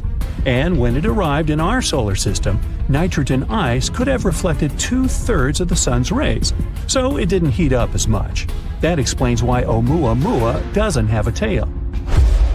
You can find the same nitrogen ice on Pluto, as well as on Triton, one of Neptune's moons. So Oumuamua comes from a similar icy exoplanet. But we can find out for sure only by sending a space probe to it. Scientists came up with a plan for that called Project Lyra. The problem is that Oumuamua is leaving our solar system at tremendous speeds, much faster than our rockets can fly. And we need to catch up with this space rock as quickly as possible before it gets too far away. To do this, we can use a gravity maneuver. First, the space probe makes a flyby of Jupiter. It passes close to it to take advantage of its gravity to accelerate. After that, the probe will head towards the Sun, and it'll fly around it as close as possible to fire like a catapult towards the space rock. The second option for reaching the asteroid is to use microprobes. We have to launch about 1,000 of them into orbit. They should be no heavier than a match. Each of them will have a light sail the size of a boxing ring. Then we'll focus a powerful laser beam from the ground onto this sail. It will allow us to accelerate the probe to about 20% of the speed of light. It shouldn't go too fast not to fly past the asteroid. It should be able to enter its orbit or land on it. But if we're too slow, Oumuamua will leave our solar system before we can catch up with it. It'll be a great experience because in the future, we'll be able to use such asteroids as a space taxi. All we have to do is enter the orbit of such an interstellar asteroid or even land on it. Then we would keep moving through space at incredible speeds without using any fuel at all. This would be a great option for traveling long distances or to deliver supplies to other star systems. So why should we be afraid of such objects? Well, a collision with an asteroid the size of Oumuamua could wipe out an entire state. If it were to hit somewhere in the ocean, it could cause waves taller than our skyscrapers. Scientists are anxious to find ways to protect us against such objects. One of them is ramming. If we spot a potentially hazardous object, we could send a spaceship towards it, pedal to the metal. The spacecraft will have to ram the asteroid at an angle that will move its trajectory just a little bit. Moving it too much on a cosmic scale would only dramatically change the asteroid's final destination, and we only need to get the asteroid past our planet. We can also create a controlled explosion on the asteroid. It's based on the same principle. The force of the explosion would have to shift the trajectory of the asteroid slightly, or smash a giant rock into smaller pieces. Asteroids up to 80 feet wide would burn up completely in our atmosphere due to friction against the air. Rocks between 80 feet and half a mile in size may not burn up completely and cause local damage. Anything larger is considered very hazardous. You think? The traditional method of science fiction is to put rocket engines on the asteroid. Then we can not only change the trajectory of the space rock, but also control it. And we can use it against other asteroids. It would be something like space billiards. Some people, like the Andaman Islanders, that's a community living in the Gulf of Bengal, see them as burning torches thrown into the air by forest spirits. Others, like some Australian Aborigines, think they're flaming sticks ridden by shamans. If you ask an astronomer, though, they'll tell you that a comet is a large object made of dust and ice that orbits the sun. Arguably one of the most famous space objects of this kind is Halley's Comet. It has left a great impact on our history and understanding of these mysterious falling stars. When this comet passed Earth in August of 1835, for example, it was blamed for the New York City fire that kept going for several nights. At the same time, the Seminole Indians in Florida saw the comet's long tail and believed it marked the day they would lose their independence. This comet came back in 1910, and people yet again saw it as a sign of bad luck. In Chicago, people bent over backward to secure their windows to protect themselves from the comet's dangerous tail. Others bought all sorts of gadgets, like umbrellas or masks protecting from comets. But what's so intriguing about this space body? How come it just pops up around Earth every once in a while? And, most importantly, is it really dangerous? Halley's is what astronomers call a periodic comet. It visits us every 75 years or so. On rare occasions, some lucky people get to see it twice in their lifetime. It last passed Earth in 1986, and it is expected to come back in 2061. Despite this scheduled return, the comet's orbit can't be predicted with precision. That's partly because of the chemical processes happening inside the comet. Halley's orbit may also change due to random interactions with other planets and space objects in our solar system. Its official title is 1P/Halley, and it's named after English astronomer Edmund Halley. He was the one who studied the reports of a comet nearing Earth in 1531, 1607, and 1682.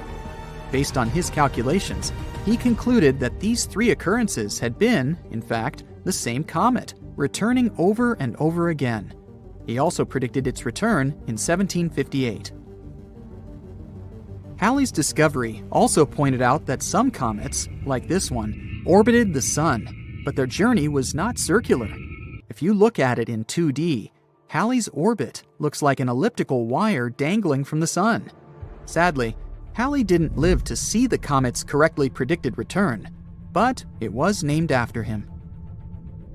According to the European Space Agency, the first sighting of Halley's Comet dates back to March 30th, 239 BCE. Asian astronomers noted it down in the Sheqi and Wenxian Thungkao chronicles. But another study claims that we might have first noticed it even earlier than that, during the times of the ancient Greeks. Writings from that period reported a huge meteor that landed in northern Greece, leaving the local population perplexed. It soon became one of the ancient world's most popular tourist attractions. But the authors also noticed a comet in the sky at the time the meteor landed. They also reported the fact that the unusual space object had remained in the sky for about 75 days. Shakespeare himself seems to have written about this comet in his play Julius Caesar, around the year 1600. In this work, he included a now famous phrase speaking of comets as unusual signs, saying, "The heavens themselves blaze forth." It wasn't the last time famous writers felt a certain connection with this object. Writer Mark Twain even said in 1909, "I came in with Halley's Comet in 1835. It is coming again next year, and I expect to go out with it." Surprisingly, Twain passed away on April 21, 1910, one day after Halley's had emerged from behind the far side of the Sun. We got a better look at the comet when it last passed us in 1986. Several spacecraft were sent toward Halley's to take samples of the comet's composition. This fleet of spaceships, dubbed the Halley Armada, flew nearby, one of them taking several pictures of the comet's core for the first time in history. We also had much better telescopes to look at the comet as it swung by our planet this time. Based on current studies, there's little to no chance that Halley's comet could actually pose any danger to our planet. Most of the bad things associated with the comet were just fabrications. Even better, comets, in general, may have made life on Earth possible. Specialists believe that early in our planet's history, collisions with comets brought a significant amount of water here, which helped to form our oceans. These space objects may have also gifted us organic material necessary for the formation of life. Don't confuse comets with asteroids, though. Unlike asteroids, which are small rocky space bodies also orbiting the Sun, comets are mostly made up of frozen ammonia, methane, or water. They contain only small amounts of rocky material. Because of their composition, comets are sometimes nicknamed dirty snowballs. Comets are made of 4 parts: a nucleus, a coma, a dust tail, and an ion tail. But their nucleus makes up most of their total mass. There are over 3,000 comets that we know of, but astronomers think there may be up to 1 billion of them in our solar system. A comet that is bright enough to be visible from Earth without the help of a telescope is called a great comet. Approximately 1 great comet can be seen every 10 years or so. People have noticed other comets for millennia. However, scientists have concluded that since comets shed a lot of material each time they orbit close to the Sun, their lifespan may be only thousands of years. If you compare that to the age of the solar system, which is 4.6 billion years, it's a relatively small number. Since these space bodies are still present in the solar system today, there must be a source of comets somewhere out there. Otherwise, all comets would have disappeared a long time ago. Another famous comet is named Hale-Bopp. It came very close to Earth in January 1997. The last time it was seen near our planet before that was during the Bronze Age, back in 2000 BCE. This comet is much larger and more spectacular than Halley's. Its nucleus stretches for up to 24 miles in diameter and can be seen from the surface of our planet with the unaided eye. Comet Borrelly was the second comet to be studied up close by a spacecraft. NASA's Deep Space One approached it in 2001 and gave scientists a detailed report of the comet's black core. This comet is surprisingly lopsided, but the reason for its unusual shape is still up for debate. Halley's comet appears to have formed in the Oort cloud at the outer edges of the solar system, but Borrelly is said to come from an icy cloud of rocks beyond Neptune, which is called the Kuiper Belt. Comet Hyakutake gave us quite the show when it passed just 9.3 million miles from Earth in March 1996. It looked like an ice blue splash with a faint gas tail. This comet amazed astronomers too, as it produced X-rays 100 times more intense than scientists had predicted. A spaceship called Ulysses passed through Hyakutake's tail in May 1996, reporting that it was at least 350 million miles long. That's double the size of any other known comet's tail. The comet Wild 2 was examined by NASA's Stardust spacecraft back in 2004. The probe managed to fly within 147 miles of the nucleus of Wild 2, giving us some of the best comet pictures to date. It was also the first time we got samples of dust particles from a comet. The precious cargo came back to Earth in January 2006. Its aim was to shed light on the conditions under which Wild 2, and the solar system for that matter, formed those billions of years ago.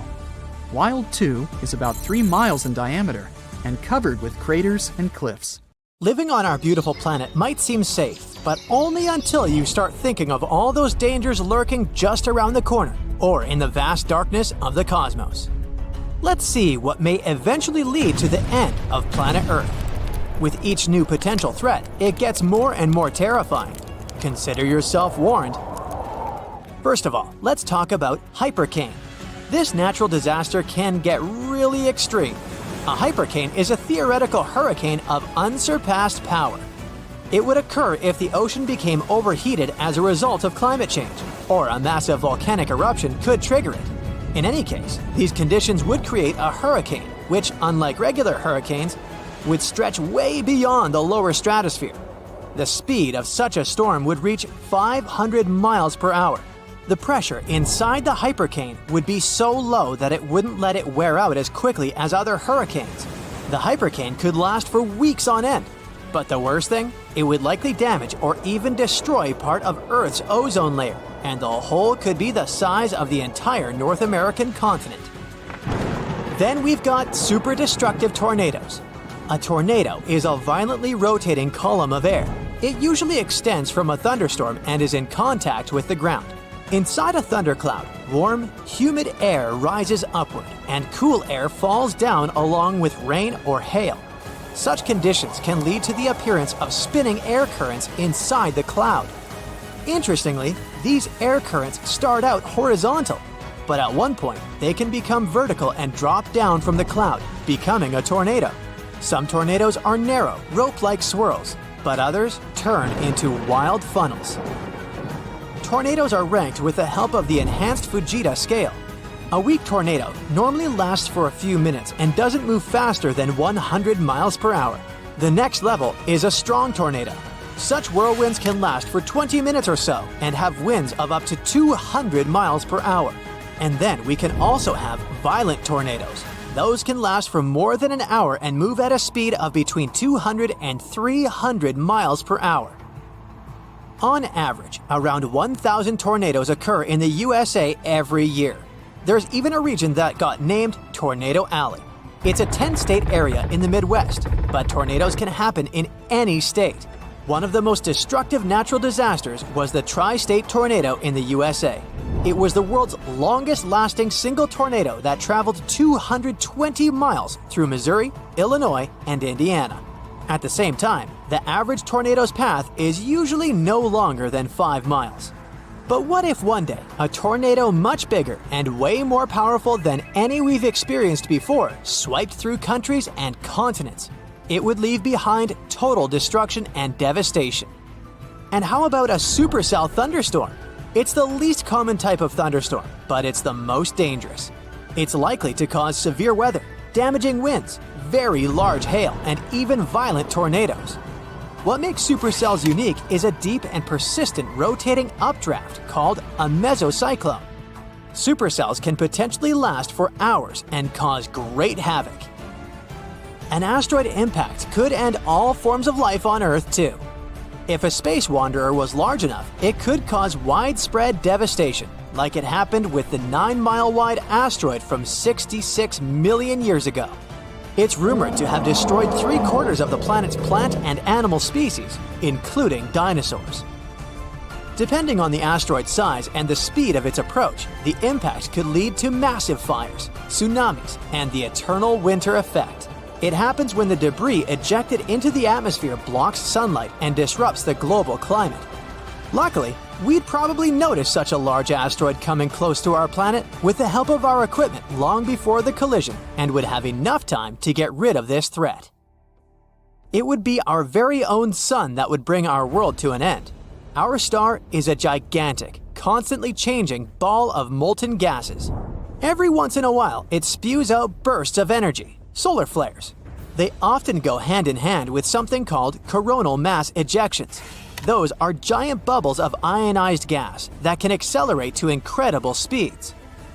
The most powerful volcanic eruptions pale in comparison to solar flares that release 10 million times more energy.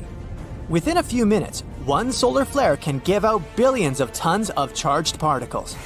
Solar flares are also insanely hot, with the temperatures reaching several million degrees Fahrenheit. Astronomers believe that such bursts of solar radiation happen when the sun's magnetic field gets twisted in some regions. At one moment, all the pent-up energy is released. The star sends out light and particles, mostly electrons and protons. Most solar flares last for minutes, but some continue for hours. Scientists classify solar flares depending on how brightly they shine in X-rays. You aren't likely to notice the tiniest flares if you don't have special equipment.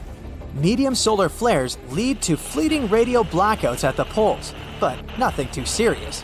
It's X-class flares people should worry about.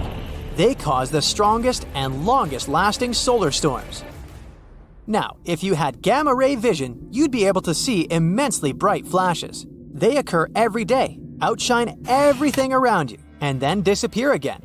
Those flashes are gamma-ray bursts. One of them could wipe out Earth's atmosphere. The flash that might ruin our planet would most probably be born in a faraway galaxy during a merge of two collapsing stars. It would be immensely powerful and super bright. Still 1,000 light-years from Earth, it'd already shine as bright as the sun. Our planet's atmosphere would try to protect us, but its natural shield wouldn't last. The radiation would be so powerful that it would literally cook the atmosphere.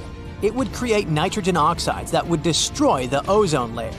Without this layer, ultraviolet rays coming from the sun would be hitting Earth's surface at full force. They would wipe out tiny plankton in the ocean. But these plankton produce from 50 to 70% of all oxygen in the world. So, with their disappearance, there would be a severe lack of oxygen, which would lead to the disappearance of life on the planet. In the end, the heat and ultraviolet light coming from the sun would turn the planet into a huge chunk of rock. And what if we came across a wandering black hole? You might know that a black hole is a region in space where gravity is so powerful that not even light can escape its clutches. Luckily, the nearest to us black hole is 1,500 light-years away. It seems that we have nothing to worry about until we learn about wandering black holes. Now, things definitely get way creepier. If such a black hole entered the solar system, Earth would be doomed. We wouldn't stand a chance against this space monster. In 2020, 13 wandering black holes were spotted not so far away from our planet. But not far away in space terms means around 1 billion light-years away, so we've got some time left. Plus, the possibility of such a disaster is very, very low. One day, a rogue planet might push Earth out of the habitable zone and into an extreme orbit farther from the sun. Then, the climate all over the planet would start getting colder and colder. Don't forget that the farther our planet is from the sun, the weaker the star's gravitational pull on our planet is. In the end, our beautiful Earth would get too far away from its main source of light and heat. It would turn into a lifeless piece of rock covered with a thick layer of ice. Or the sun might expand and turn into a red giant. If it happened, it would change the entire habitable zone of our solar system. The disaster would start with our star running out of hydrogen in its core. This would trigger a chain of reactions, which would eventually lead to the core of the sun heating up and getting denser. As a result, the sun would get way larger than it is now. During this transformation, the sun would swallow Venus, Mercury, and Earth. Recently, Voyager 1, a space probe designed to study the outer solar system and interstellar space, started sending truly bizarre messages to Earth. It was impossible to decipher them. Scientists were perplexed. Were extraterrestrial civilizations trying to tell us something? It turned out not to be the case. Apparently, the spaceship has encountered serious problems on its space voyage. Currently, NASA is trying to reach across 15 billion miles to rescue the probe. Unfortunately, spacecraft can't live forever. Last year, Voyager 1 started beaming home total nonsense. And if before it was a string of binary code consisting of ones and zeros, now it's something unintelligible. It means that billions of miles away from home, beyond the protective bubble surrounding the solar system, Voyager 1 is in big trouble. The Voyager 1 team on Earth traced the problem to the probe's flight data system. It's an onboard computer parsing and parceling all kinds of science measurements for further radio transmittal to Earth. One theory claims that it could have been struck by a high-energy cosmic particle, which caused problems with the system's memory, like a bit flip. Bit flips occur when you're copying data, and one of the bits changes, making everything incorrect. A value of 1 becomes a 0, or vice versa. Usually the team simply asked the spacecraft for a memory readout. It allowed them to find and reset the errant bit. But this time, they don't know where the bit flip is because they can't see what the probe's memory is. And it's the most serious issue they've had in a long time. It's very worrying because they've lost communication with the spacecraft. But recently, the team has managed to break through to Voyager 1. After months of stress and failed attempts, they finally managed to decode a portion of the spacecraft's gibberish. This might allow them to find a way to decipher whatever it's trying to say. While you're watching this video, Voyager 1 has already traveled around 10,000 miles of almost empty space. Voyager 1 and its sibling, Voyager 2, are slipping away from us at incredible speeds. Sooner or later, they're bound to fall silent. The Voyagers are very important to humanity, as much as they're beloved. The Voyager missions were supposed to exploit a once-in-175-year alignment of Jupiter, Saturn, Uranus, and Neptune to slingshot through our solar system, exploring its most distant regions. Outfitted with nuclear power sources, these space probes were built to last. Nearly half a century later, the probes are still the farthest flung and longest-lived missions ever sent into the cosmos by people. Voyager 1 is the frontrunner, and its sibling is trailing close behind. In the years 1979 to 1981, the Voyagers zipped by the gas giants of our solar system, sending stunning images of Jupiter and Saturn, as well as their collection of moons, to Earth. Voyager 2 then went on to explore the ice giants, Uranus and Neptune. Those were actually the first and so far only times people had seen those bluish worlds up close. After that, the Voyagers left the realm of the known planets. Each of them followed its own path into darkness. Voyager 1 moved up and out of the plane of the solar system, while Voyager 2 looped downward. As the Voyagers traveled farther from Earth, the team switched off many onboard instruments, including the cameras. But the spacecraft kept studying the space they were flying through. Their main task was to examine the heliosphere, that protective bubble around our solar system formed by the sun's wind and magnetic field. It blocks cosmic rays, protecting us from space radiation. The Voyagers were supposed to document the unfamiliar mix of particles and fields, escape the solar system, and turn into real interstellar wanderers.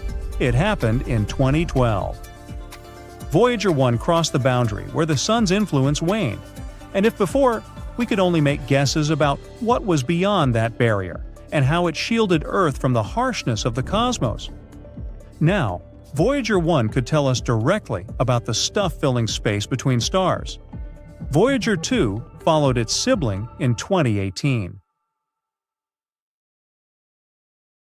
A huge asteroid, several hundred feet across, is dashing towards Earth through the black nothingness of the cosmos. Ooh.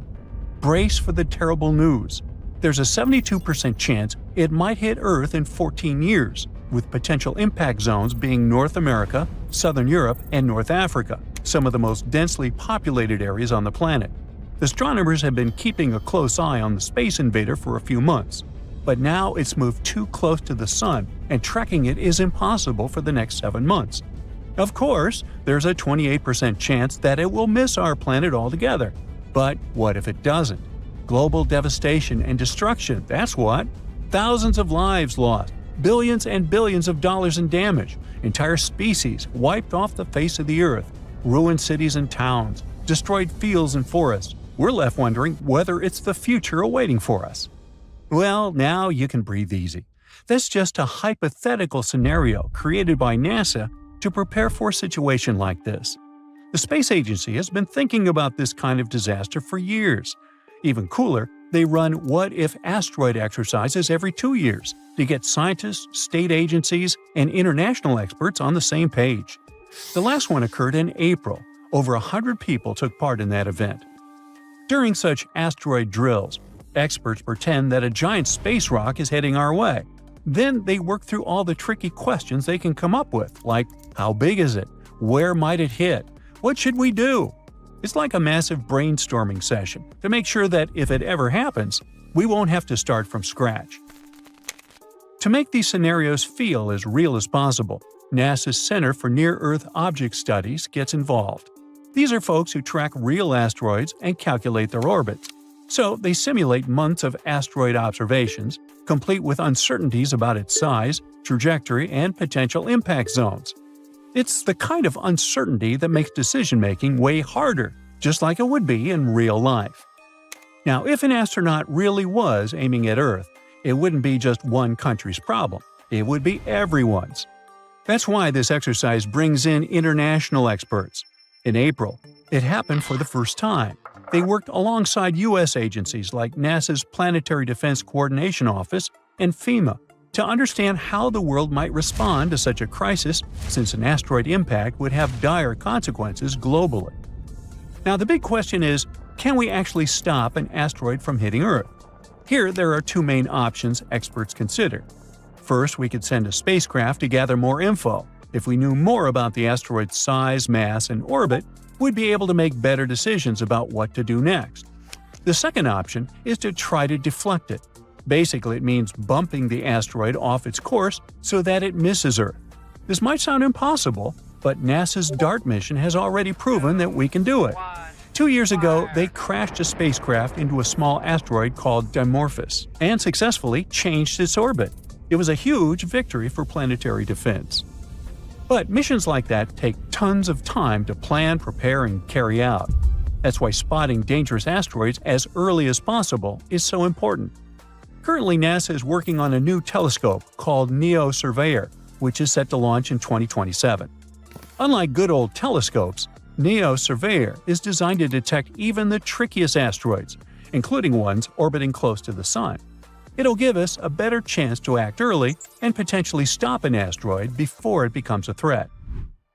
If you still think that an asteroid impact is something out of science fiction and the threat isn't real, how about this?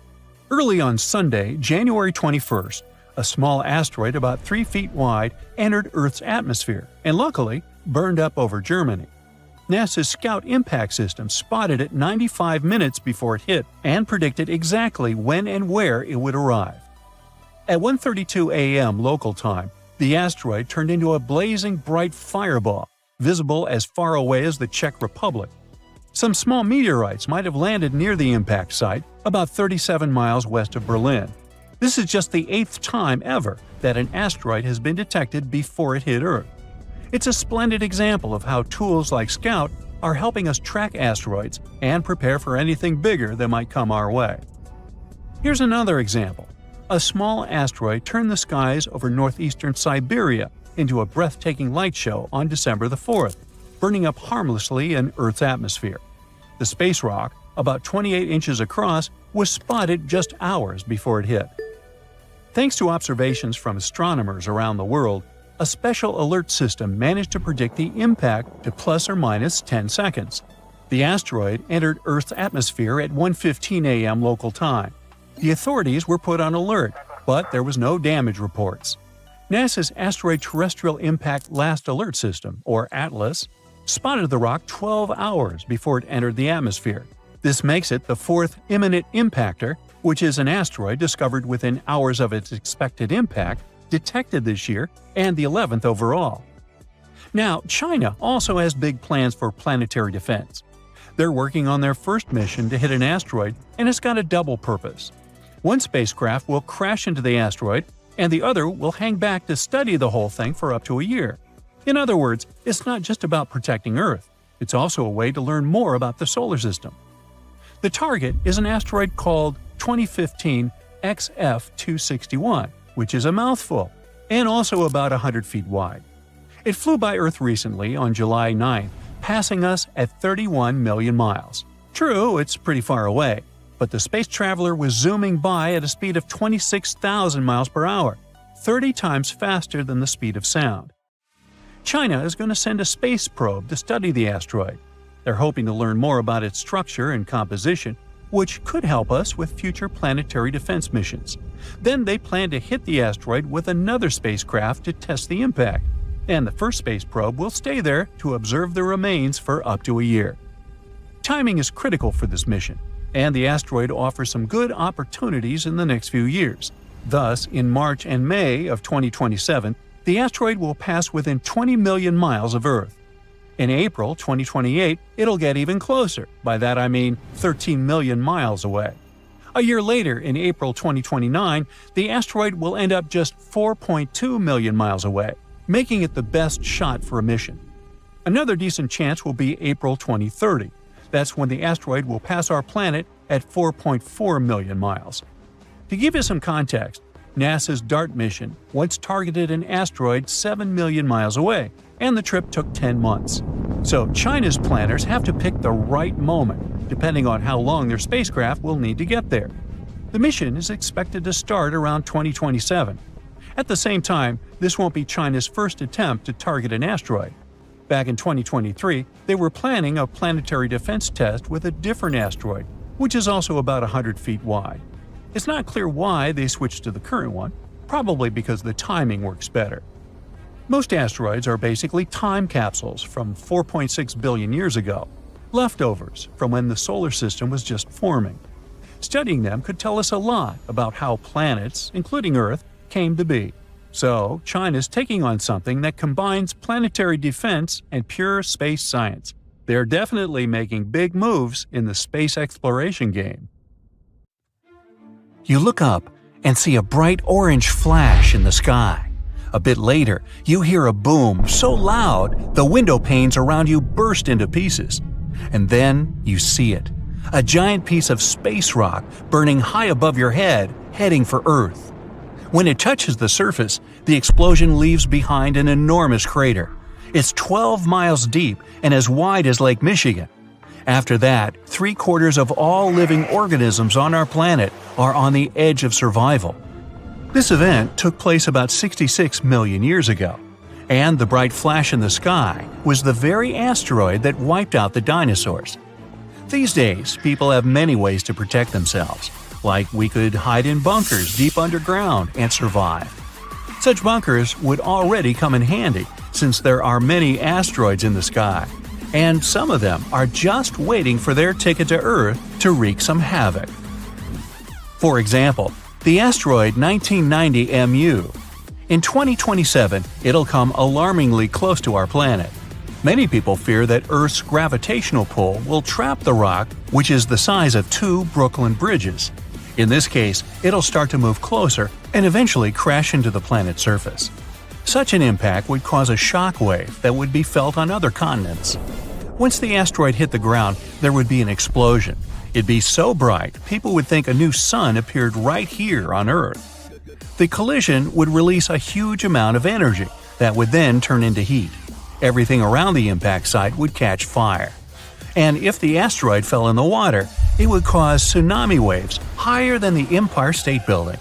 Many coastal cities would be flooded. The dust that would rise after the explosion would cover the sun. The world would be plunged into darkness. If the dust stayed in the air long enough, the climate on the planet would change and Earth would start to freeze. If you think such a small meteorite can't cause serious damage, look at the Chelyabinsk meteor. It hit the Earth in the winter of 2013. When the space rock entered the atmosphere, people miles away heard a loud bang. The brightly burning object was approaching the surface at about 11 miles per second. Halfway through the flight, it split into several pieces. This caused several stronger shock waves. When the meteorites hit the ground, it caused a major earthquake, and the aftershock from the explosions shattered the windows of 5,000 buildings. People in 6 cities around the crash site felt the aftereffects of the fall, and this meteorite was only 60 feet wide. Fortunately, the asteroid 1990 MU will move past our planet. We'll be safe. Whew! But the next asteroid to approach Earth is going to be 3 miles wide.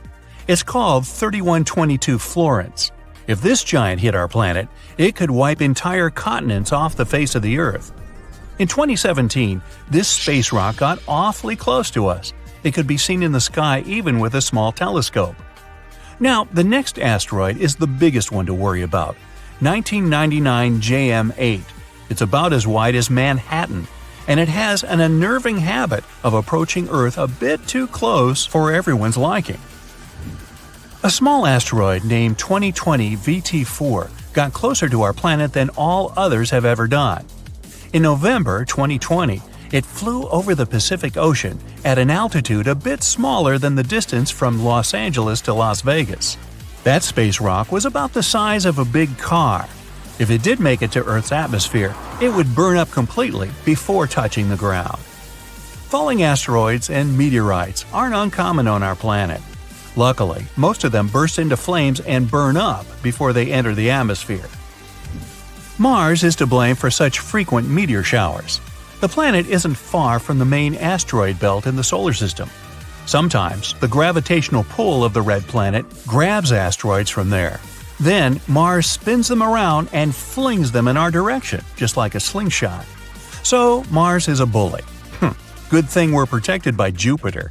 It's the largest planet in our solar system, and it has an incredibly strong gravitational field. It keeps the asteroid belt in line and protects us from being constantly hit by a rain of meteorites. And that's good news, considering Ceres is in the asteroid belt. This enormous space rock is so big that it was once considered to be a planet. Then, for many years, scientists called Ceres an asteroid. But in 2006, it was finally classified as a dwarf planet. This space object contains a third of the total mass of the asteroid belt, which is about 4% of the Moon's mass. If Earth were as large as a nickel, Ceres would be about the size of a poppy seed. So, what if an asteroid several miles across was heading toward our planet and people had to stop it? Well, we could break the space rock into smaller pieces. A massive explosion could be used to do this. People wouldn't even need to land on the giant asteroid. Getting close to its surface would be enough. Boom! A powerful burst of energy would split the asteroid into several large pieces and tons of debris. The smallest rocks would burn in the heat released in the blast, and it would also change the asteroid's trajectory. The larger fragments would burn up while entering the atmosphere. All witnesses of this unusual meteor shower would have a chance to admire a beautiful fire show. Another means of protection could be a kinetic battering ram. Simply put, it would be a huge object that people would send towards the asteroid approaching Earth. Or it could be a heavy spaceship.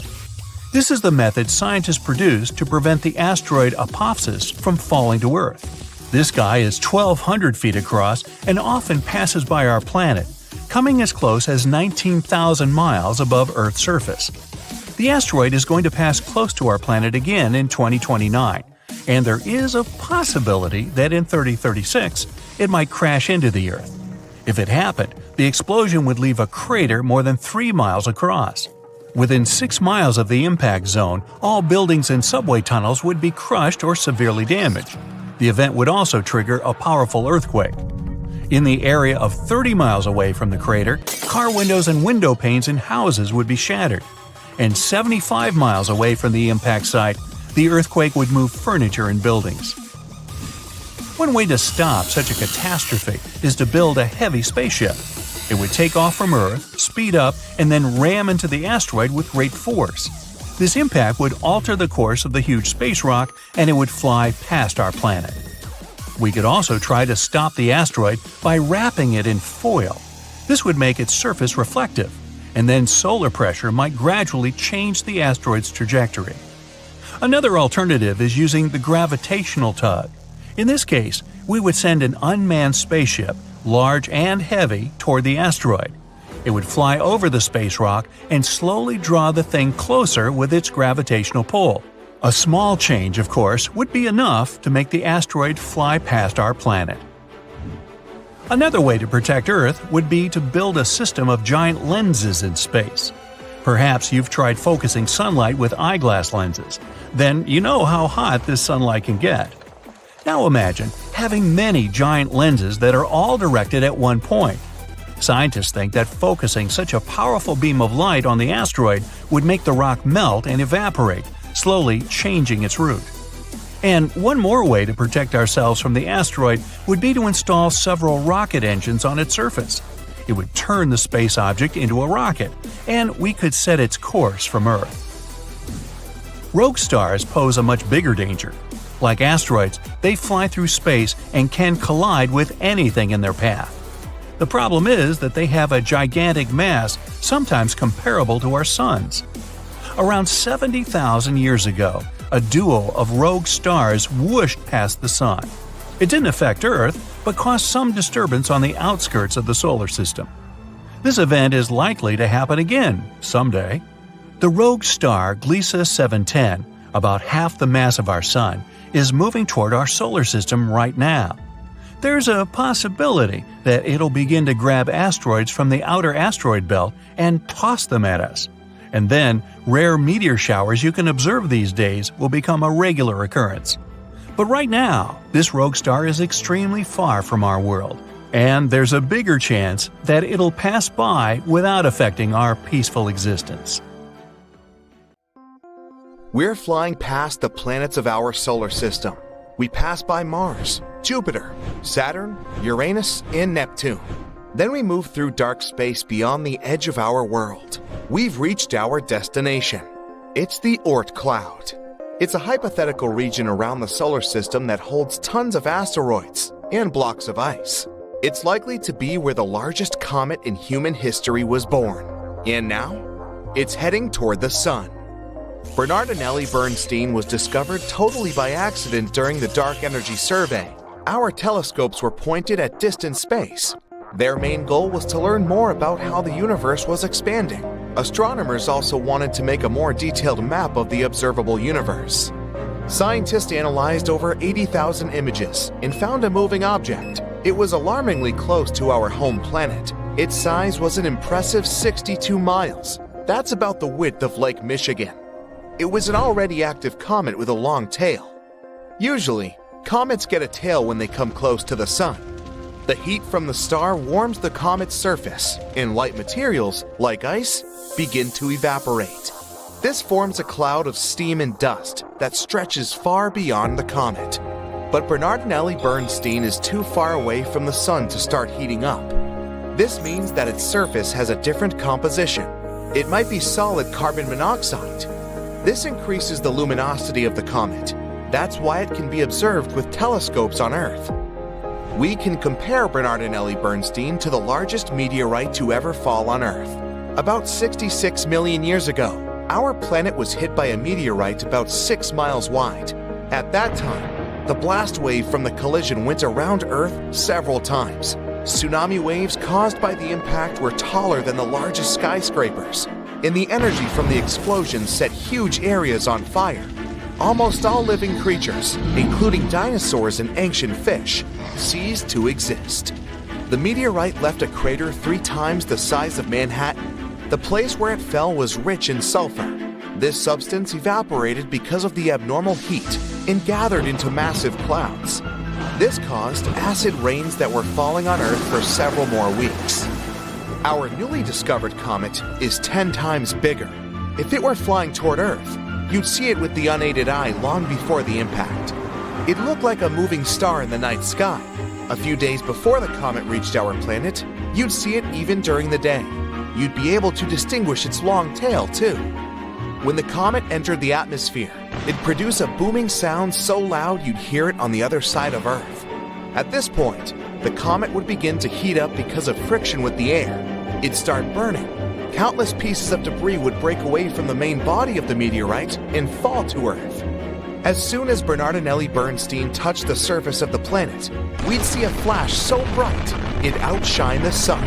In a fraction of a second, a colossal amount of energy would be converted into heat. This would create the most powerful explosion in the history of our planet. It'd literally rip out chunks of ground and throw them into the air. The blast wave would incinerate everything within a few hundred miles. It continued to spread in different directions, breaking and bending trees. At one point, it reached snow-capped mountains and trigger huge avalanches that would cover many villages. The blast wave would go around the planet, shattering glass and buildings on all continents. Tsunami waves would be so high they would cover entire coastal cities. The most powerful earthquake in history would break the ground and create deep cracks. After the impact, billions of tons of dust and ash would rise into the air. A giant black cloud would completely block the sun's rays. Earth would be plunged into darkness. All the debris in the air would start melting. They'd turn into liquid lava and fall back to the surface, causing even more damage. The ash and dust in the air would cover the sun for several more months. During this time, the temperature on Earth would drop by several degrees. Even if they were hiding in deep shelters and bunkers, people, as well as all other living organisms on the planet, would be unlikely to survive this event. Fortunately, Bernardinelli Bernstein isn't going to approach Earth. Right now, the comet is about 20 astronomical units away from the Sun. That's 20 times the distance from Earth to the Sun. It means the comet will soon cross the orbit of Uranus. In 2031, it'll be 11 astronomical units away from our star. That's just outside Saturn's orbit. This is going to be the closest Bernardinelli Bernstein will approach the Sun. Then it will begin its flight back to the edge of the solar system. But the comet is bound to return again. It'll move away from the Sun and slow down until the star's gravity pulls it back. Then the comet will make another circle around our solar system. But that will take about 3 million years. Right now, we have other meteorites to worry about. For example, 3200 Phaethon. It crosses the orbits of Mars, Earth, Venus, and Mercury. Then it goes around the Sun and comes back. This cycle takes about 523 days. Then it starts over again. This meteorite is considered potentially hazardous because it crosses Earth's orbit at 7.5 Earth-Moon distances. During one of its last approaches to Earth, this 3.6-mile wide block of rock showered our planet with small meteors. Since the asteroid often passes by the Sun, its surface is most likely to look like the dry bottom of a mud swamp. It's covered in scales and cracks. As it flies past Earth, these scales break off and cause meteor showers. But the largest, potentially hazardous asteroid is the 1999 JM8. It's about the size of 77 soccer fields. It passes by Earth at 9 lunar distances. Its closest approach to our planet will happen in August 2137. If such a meteorite were to hit Earth, an entire continent could be wiped out. The rest of the world would experience massive tsunamis, but would survive the event. So naturally, scientists are thinking of ways to protect the planet from such a disaster. The first solution is a controlled Big Bang. One of the laws of physics says that if you apply some force in one direction, it'll cause a reaction in the opposite direction. So if we spot an asteroid that is about to collide with Earth, we'll need to send a rocket toward it. This way, we'll produce a controlled explosion, not inside, but right above its surface. The blast will be directed upward, and the asteroid will shift downward. Even this tiny shift would be enough to change the trajectory of the asteroid, and then it'll fly past Earth. Another way is to send a heavy object, like a spaceship, toward the space body. Every heavy object has its own gravity, so the spacecraft will have to fly close to the asteroid, which will attract the ship to its surface, but the engines of the spacecraft will resist. The ship will start pulling the asteroid in the opposite direction. This will change the trajectory of the asteroid, and our planet will remain intact. We can also ram the asteroid with the spaceship. Bam! Or we could build a space station, like the ISS. It would be equipped with a bunch of huge magnifying lenses. We would send the station closer to the Sun and start looking for potentially hazardous asteroids. Then, we'd point all the lenses so that the Sun's rays would focus on the giant rock. The heat would begin to vaporize the matter from the asteroid's surface.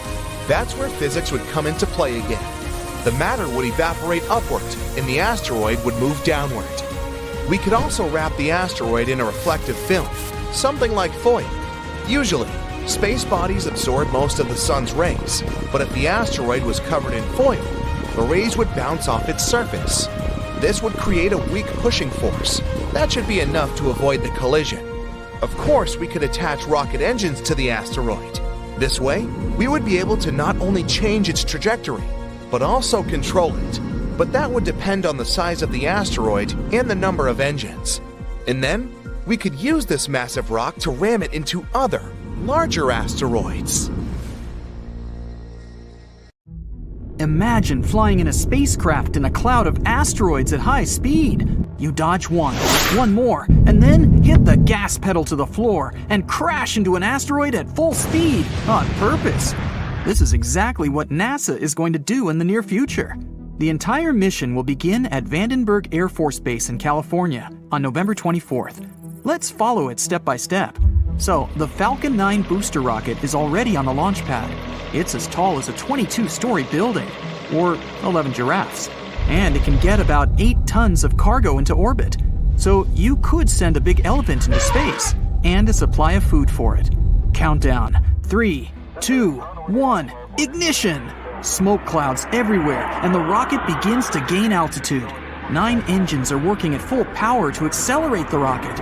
At its peak, it reaches speeds 10 times faster than the speed of sound. And then, the rocket engines shut down, and the rocket's first stage undocks to return to Earth. A couple of seconds later, the second stage receives the ignition command. It turns on its one engine and climbs even higher to orbit. The cargo capsule then opens and releases the DART spacecraft. DART stands for Double Asteroid Redirection Test. Once released, the spaceship deploys 2 large solar panels. It'll convert solar energy into electrical energy to power a revolutionary ion engine. Conventional engines create thrust by burning tons of fuel and ejecting it outward. The rocket itself is essentially pushing off the emitted gases. The ion engine will not burn fuel. It'll use a strong electric field to accelerate the ionized gas. Like conventional rockets, it'll eject this gas and create thrust by repelling it. And though the ion engine produces less thrust, it can accelerate the spacecraft to higher speeds. So regular rocket engines have an excellent performance on the road. They push the pedal to the metal, burning a bunch of fuel, while the ion engine slowly accelerates. But when a conventional rocket needs to make a refueling stop, the ion spacecraft will whiz past the regular one at insane speeds. So the DART spacecraft begins its year-long journey. By comparison, a flight to Mars would take about 7 months. Fast forward 1 year ahead, and we've arrived. This is the asteroid Didymos. The far point of its orbit is 2 astronomical units from our star. That's 2 Earth-Sun distances. At this point, the Sun begins to pull the asteroid back, and then it approaches the closest point to the star, 1 Earth-Sun distance. That is, its orbit lies very close to the orbit of our planet. Didymos made its closest approach to Earth at a distance of about 4.8 million miles. That's 20 times farther than the Moon's orbit. It takes 770 days to complete one such revolution around the Sun. So, Didymos is not considered a hazardous asteroid, but in the future, it'll approach the Earth even closer, and the consequences of a collision with it could be catastrophic, given its size. It's bigger than 2 Empire State Buildings, and it rotates at a rate of 1 revolution in 2 hours and 15 minutes, so it has a tremendous amount of energy. Plus, it has an asteroid companion. It's a small pebble 520 feet wide. It's like 12 school buses or 10 train cars. Its orbital period, that is, the time it takes the pebble to make a complete circle around the asteroid, is about 11.9 hours. NASA believes that asteroids up to 80 feet wide are likely to burn up completely in our atmosphere due to friction with the air, so they're not hazardous. Asteroids between 80 feet and half a mile in size will not burn completely and could cause severe damage. And asteroids over half a mile have the potential to wipe out large cities or even entire states. In that sense, we can consider Didymos potentially hazardous. So we're going to test one way of defending against asteroids on it: kinetic impact. That's why we sent DART here. So our spacecraft is going to hit an asteroid, only not its main body, but its little companion. DART is already moving toward it at about 4 miles per second. At that speed, a trip from New York to Washington, D.C. would take less than a minute, and a trip across the United States from coast to coast would take about 10 minutes. DART is getting close. 3 seconds to impact. 2, 1, BAM! The spacecraft crashes into the asteroid at full speed. What are your predictions? Asteroid explodes and is blown to pieces? Or asteroid flies off the main body into space like a billiard ball? Well, scientists predict that this collision will reduce the speed of this small asteroid by a fraction of a percent, but it'll still be enough to reduce its orbital period by a few minutes. Then our telescopes on Earth will be able to study the effects of the collision in more detail. And to learn even more, we'll send another spacecraft to Didymos on another mission. This is Hera. It'll be launched in 2024 and is scheduled to arrive at Didymos around 2027. This spacecraft will carry a bunch of research equipment to assess the collision damage done by DART. When it arrives, Hera will take many pictures of the small asteroid, including a fresh impact crater. Hera will also be carrying 2 CubeSats. These are miniature space probes, smaller than a shoebox. It'll launch these mini satellites, and they will make an even closer approach to the asteroid. They will study this space rock for 3 to 6 months. At the end of the mission, one of them will attempt to land on the asteroid's surface to learn even more about its composition and internal structure. It's also possible Hera will carry a mini impactor. This thing will have to make another impact on the asteroid. Then scientists will be able to evaluate the difference in impacts with a large spacecraft and a small one, and understand how we can defend against asteroids in the future. In theory, we don't need to send a giant rocket to a dangerous asteroid to destroy it. A single strike might be enough to shift the trajectory of the asteroid slightly. On a cosmic scale, changing the trajectory, even by a fraction, would dramatically change the asteroid's finish point. But kinetic impact is not the only way to deal with hazardous asteroids. Check out the gravity tractor. For this technique, we need to send a spacecraft toward the asteroid too. Only it won't crash into it. It'll have to go into its orbit. Any asteroid has a force of attraction, and it'll pull the spacecraft toward it. But the spacecraft's engines will keep it at the same altitude, so the asteroid itself will start attracting to the spacecraft. This method is reliable enough, but it takes a long time. And it'll only work if we detect a potentially hazardous asteroid many years before it arrives at Earth. We should have enough time to send a spacecraft to the asteroid and then carry out an asteroid tractor technique. The other option is a laser. When an asteroid is found, we need to aim a powerful laser beam at it. It'll heat up a certain point on the asteroid, causing the material there to evaporate. This is where physics comes into play. The material on the asteroid evaporates upwards. It makes the asteroid itself move downward. Just like our rocket engines work, the burning fuel is ejected one way and the spacecraft moves the other. We can also use solar power instead of lasers. To do that, we need to build a big space station, which would be equipped with a lot of magnifying glasses. Have you ever tried to burn letters on a wooden surface with a magnifying glass? Well, we'd be doing the same thing, but with an asteroid. The space station will have to focus lots of the sun's rays into one point on the asteroid. Again, the material evaporates because of the high temperature, and this causes the asteroid to change its trajectory slightly so that it flies past our planet. How about foil? That's right, we can avoid a collision with an asteroid by using ordinary foil.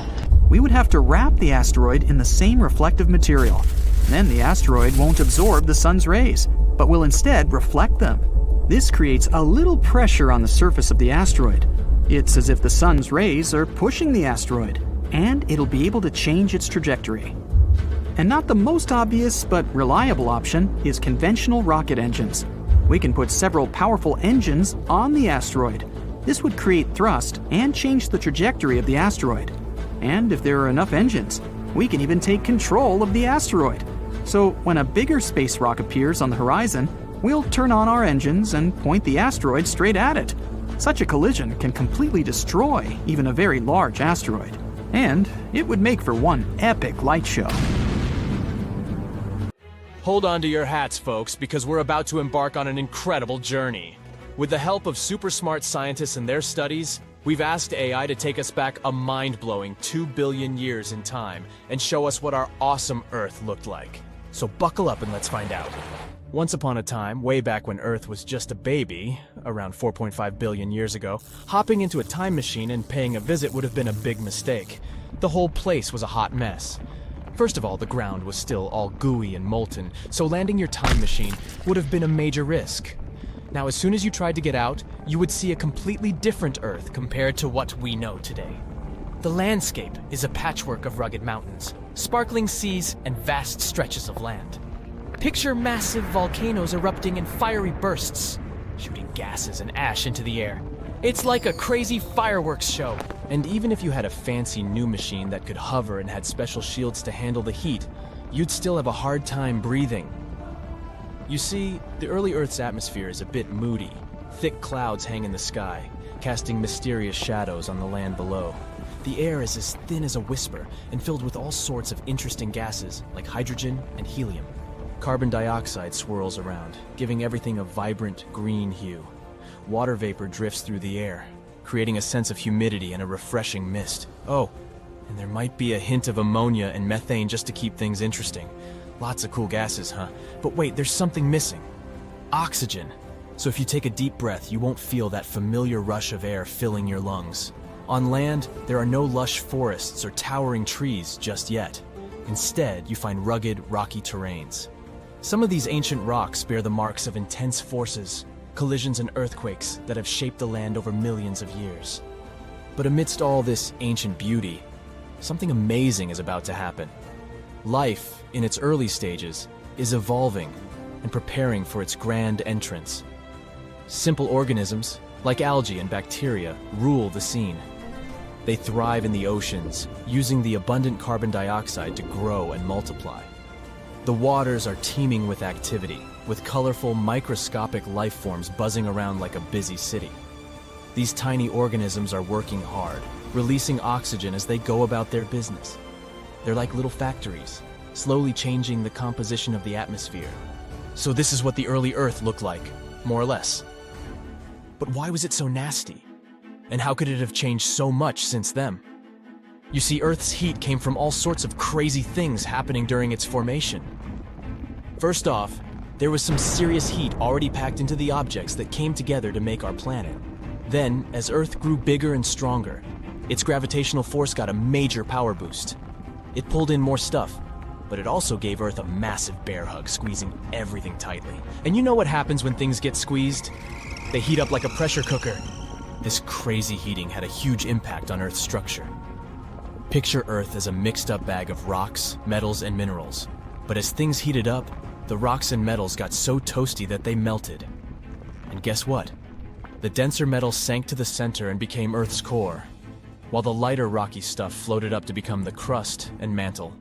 It was like Earth decided to unmix itself, creating separate layers. Scientists call this wild separation differentiation. But the heating didn't stop there. With all this mixing and moving around, Earth got even hotter. It was like turning up the heat in a giant planetary oven. All this crazy heat had some serious consequences. Earth's high temperature made everything super speedy. Tectonic plates were dancing like there was no tomorrow, making the surface super active and full of geological shenanigans. Oh, and that's not all. Earth also got showered by some serious cosmic visitors. Imagine this. While Earth was busy gathering up all sorts of space debris during its formation, the rest of the solar system was causing some major chaos. Saturn and Jupiter decided to shake things up by changing their orbits, sending a whole bunch of massive objects hurtling towards poor Earth. These collisions were no joke. They packed a punch that melted minerals in Earth's crust and even vaporized them. These booms were so intense that they even blew gases right out of Earth's atmosphere. Talk about a wild fireworks show. Believe it or not, we can still spot ancient battle scars from these collisions. It takes some careful detective work, but we can catch a glimpse of their aftermath. For example, there's this place called the Manitsok Crater in Greenland. Even though there's no actual crater to see, we can examine rocks that were chilling 12.5 to 15.5 miles below Earth's surface back in the day. And guess what? They bear the marks of intense and sudden shock. Now that's some tough neighborhood. The wildest collision of them all was with a planet called Theia. Theia, about the size of Mars, crashed into Earth with a mighty bam! It was a colossal event that changed everything. Theia's metal core fused with Earth's core, while the outer layers of both planets got shattered and tossed into space. The result? A beautiful ring of debris encircling Earth. Now here's the coolest part. That debris didn't just float around forever. It started to come together, like puzzle pieces finding their match. And voila, we got our very own moon. Can you believe it? And this incredible moon-making process might have taken as little as 10 years or even less. Crazy, isn't it? Scientists call this whole moon-forming extravaganza the giant impact hypothesis. So next time you gaze at the moon in the night sky, remember that it's actually a huge chunk of our own planet. And by the way, Earth also had quite the adventure trying to create its atmosphere. In the beginning, our planet's first attempt at an atmosphere didn't go so well. It had a thin layer of hydrogen and helium that came along with all the stuff it gathered. But those gases were like sneaky escape artists and decided to float away into space. Bye-bye, gases! Luckily, Earth didn't give up. It went for a second round, and this time it was much more successful. Volcanic eruptions came to the rescue. They spewed out all kinds of gases like water vapor, carbon dioxide, and a whole bunch of other funky ones. Even meteorites and comets joined the party, bringing lots of water and nitrogen to the mix. Earth's atmosphere was becoming quite the party. But here's the funny thing. There was no oxygen to be found during the second experiment. Nope, not a single breath of it. The oxygen that was produced by the sun's rays splitting water molecules got gobbled up by chemical reactions faster than you can say, oxy-bummer. It wasn't until Earth's third experiment came along, life, that things started to change. Photosynthetic organisms took center stage and used all that carbon dioxide in the air to make their food. And guess what? They released oxygen as a sidekick. Eventually, the organisms started belting out so much oxygen that it overwhelmed the reactions, and it began to fill up the atmosphere. It took a while, though. And it wasn't until about 350 million years ago that we got the oxygen levels we have today. About 21% of the air we breathe. So, from fiery volcanoes to mysterious oceans, this glimpse into the past reveals an Earth vastly different from the one we know today. It's fascinating to explore the ancient landscapes and imagine the early stages of life taking shape. Thanks to AI, we can catch a glimpse of Earth's remarkable history and appreciate the wonders of our ever-changing planet. So, stay tuned for more interesting journeys. So, theoretically, humans can survive an asteroid that has the potential to destroy entire planets. It won't be a walk in the park, though. Let's go back in time to 66 million years ago, in the late Cretaceous period. The Earth, before humans, where dinosaurs are thriving.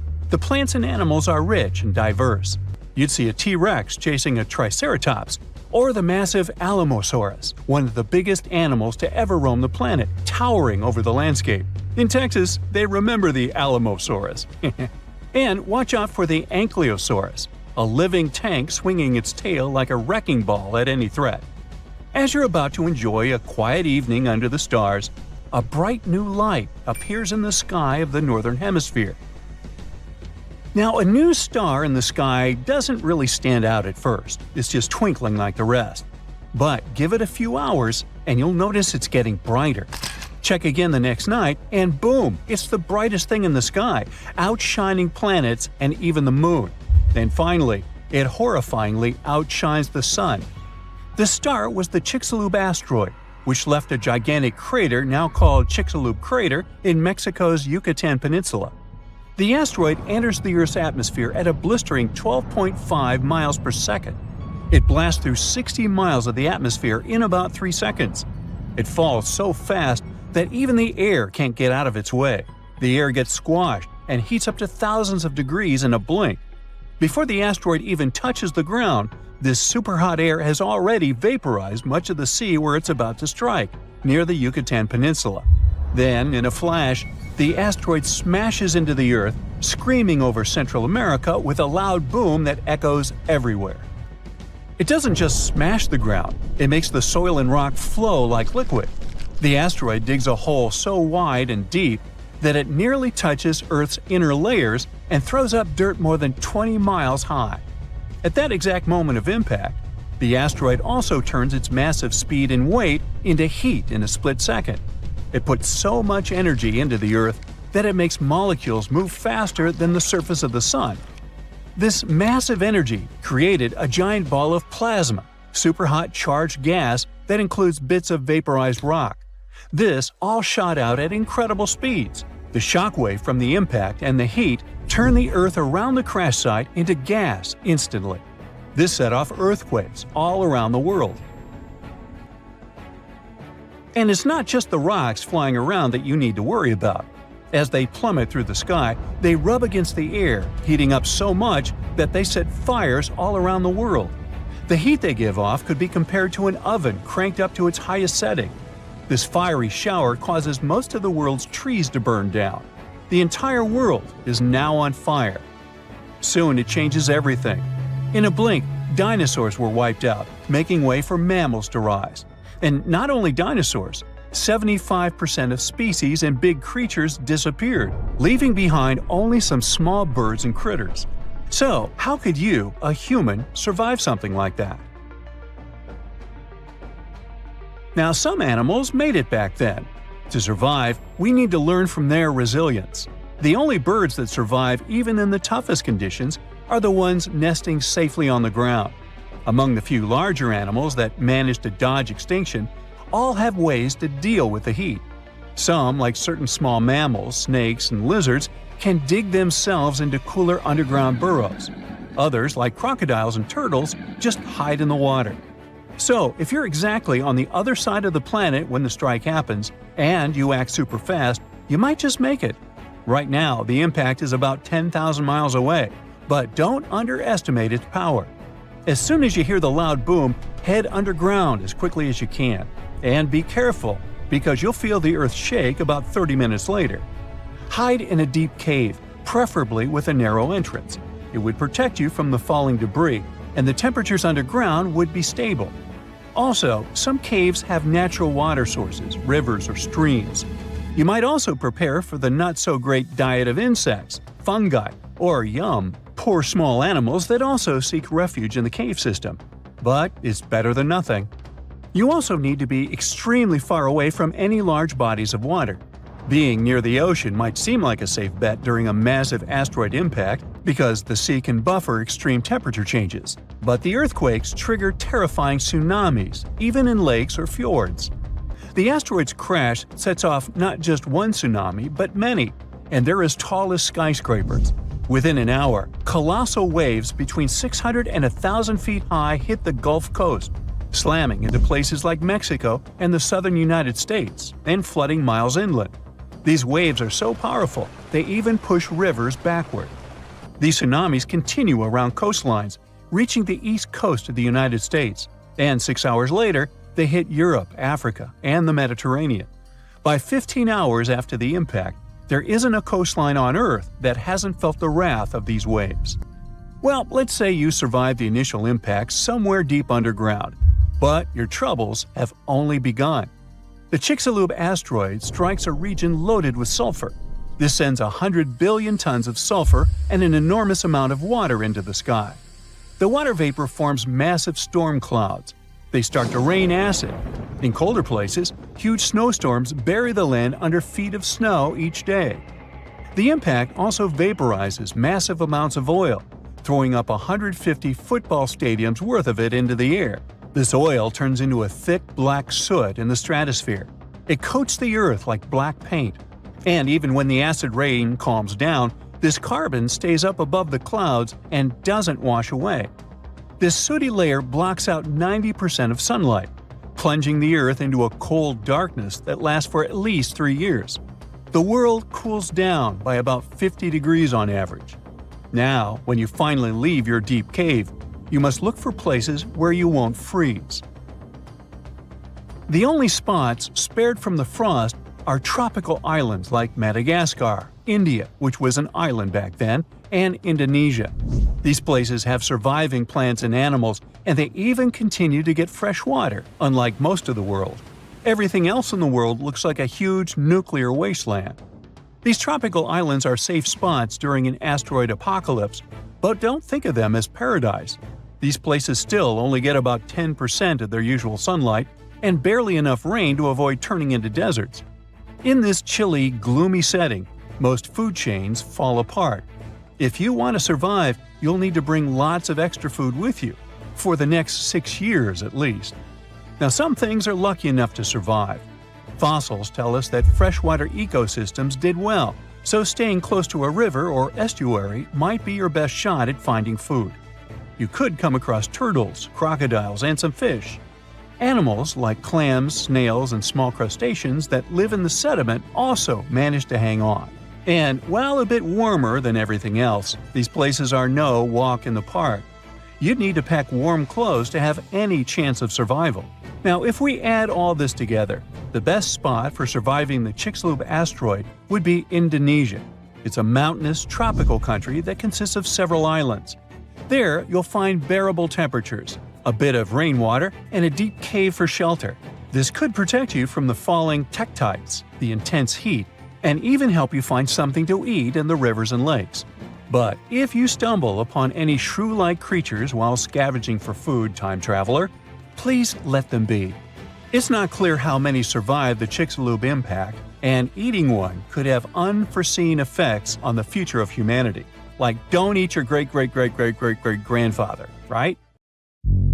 Asteroids aren't as rare on our planet as we may think. About 17,000 of them visit us every year. You've probably seen at least one in your life. For example, if you've seen a shooting star. They leave these bright tails behind them as they pass through Earth's atmosphere. Of course, they only look beautiful in the sky. If they reach the ground, the consequences would be catastrophic. Luckily for us, most of them explode 30 to 50 miles above the surface.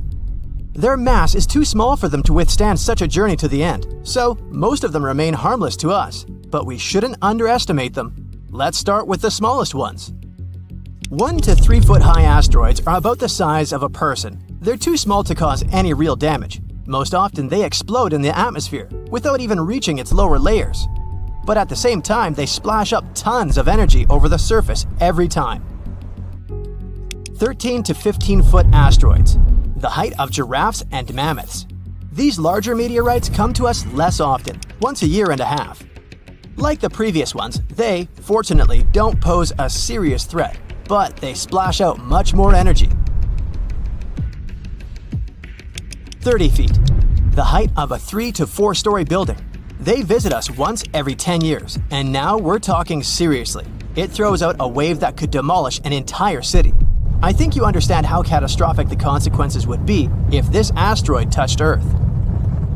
65 feet, multi-story building.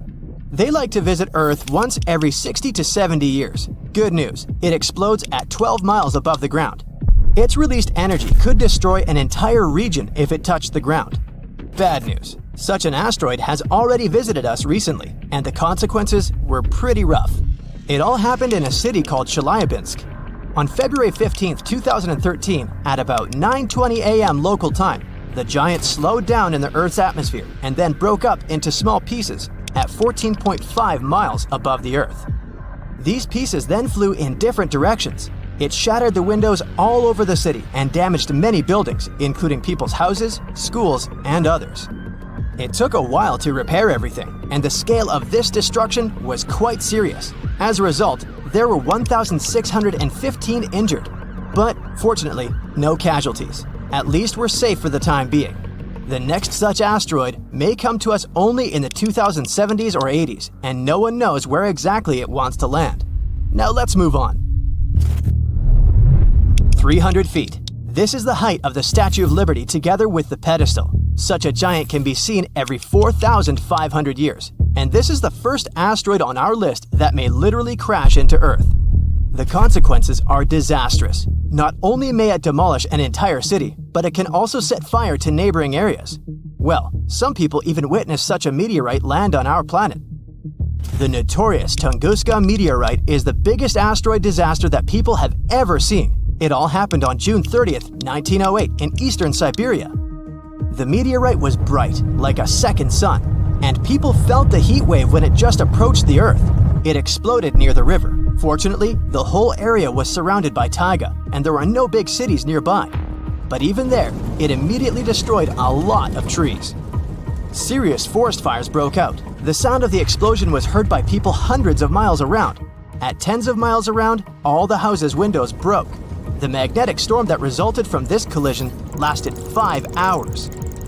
The consequences were truly disastrous, but perhaps this is not the worst thing that awaits humankind. 99942 Apophis, 1,215 feet. It's slightly bigger than the Eiffel Tower. This meteorite, as scientists discovered in 2013, will be our next guest. Collisions of such force occur in about 100,000 years, and this one is gradually approaching. The force of such an explosion is equal to the force of the catastrophic eruption of the Krakatoa volcano in 1883. This eruption is considered one of the most destructive in history. It caused a terrible tsunami. 165 cities and settlements were completely destroyed, and another 132 were seriously damaged. People all around the globe could feel the consequences of this eruption, at least to some degree.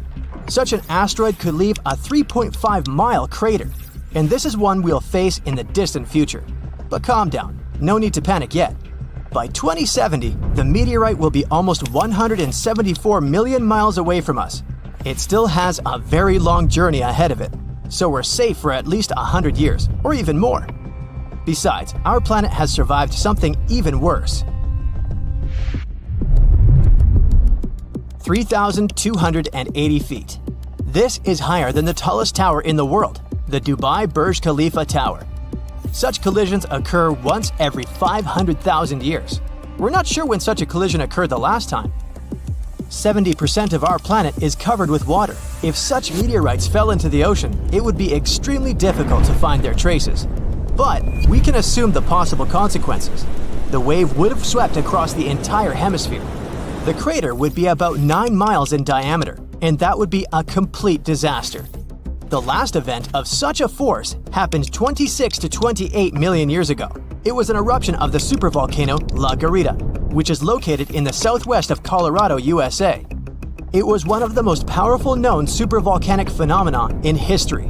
During this monstrous eruption, a significant part of the current state of Colorado was destroyed. Scientists are still not sure how far the ashes have spread, but there was an even bigger meteorite in the history of mankind. The consequences of that impact were irreversible for an entire species of animals. I think you know what I'm talking about. Chicxulub meteorite, the thing that wiped the dinosaurs off the face of the Earth. This happened about 66 million years ago. These collisions in general happen about every 500 million years. The height of the Chicxulub meteorite was 12.4 miles. It's so high that when it touched the ground, it could reach the stratosphere. Even looking at the 124-mile diameter crater left by this meteorite, you can understand how huge it was. When it collided with the Earth, millions of tons of energy were released. This is an unimaginable disaster. It fell at a very steep angle, creating a giant cloud of dust and chemicals that spread around the world. This dust had a very thin layer, but also a mass of 50 trillion tons. The shockwave swept across the entire planet. It caused several earthquakes. Volcanoes began to erupt actively. Forest fires broke out everywhere, all over the world. The amount of soot and carbon dioxide released into the atmosphere is invaluable. The Earth was closed from the sun for several days. Darkness reigned all over the planet. Planets couldn't produce enough oxygen, so there was nothing to breathe. The temperature on the continents and in the oceans dropped by an average of 50 to 90 degrees Fahrenheit. Sounds horrific, doesn't it?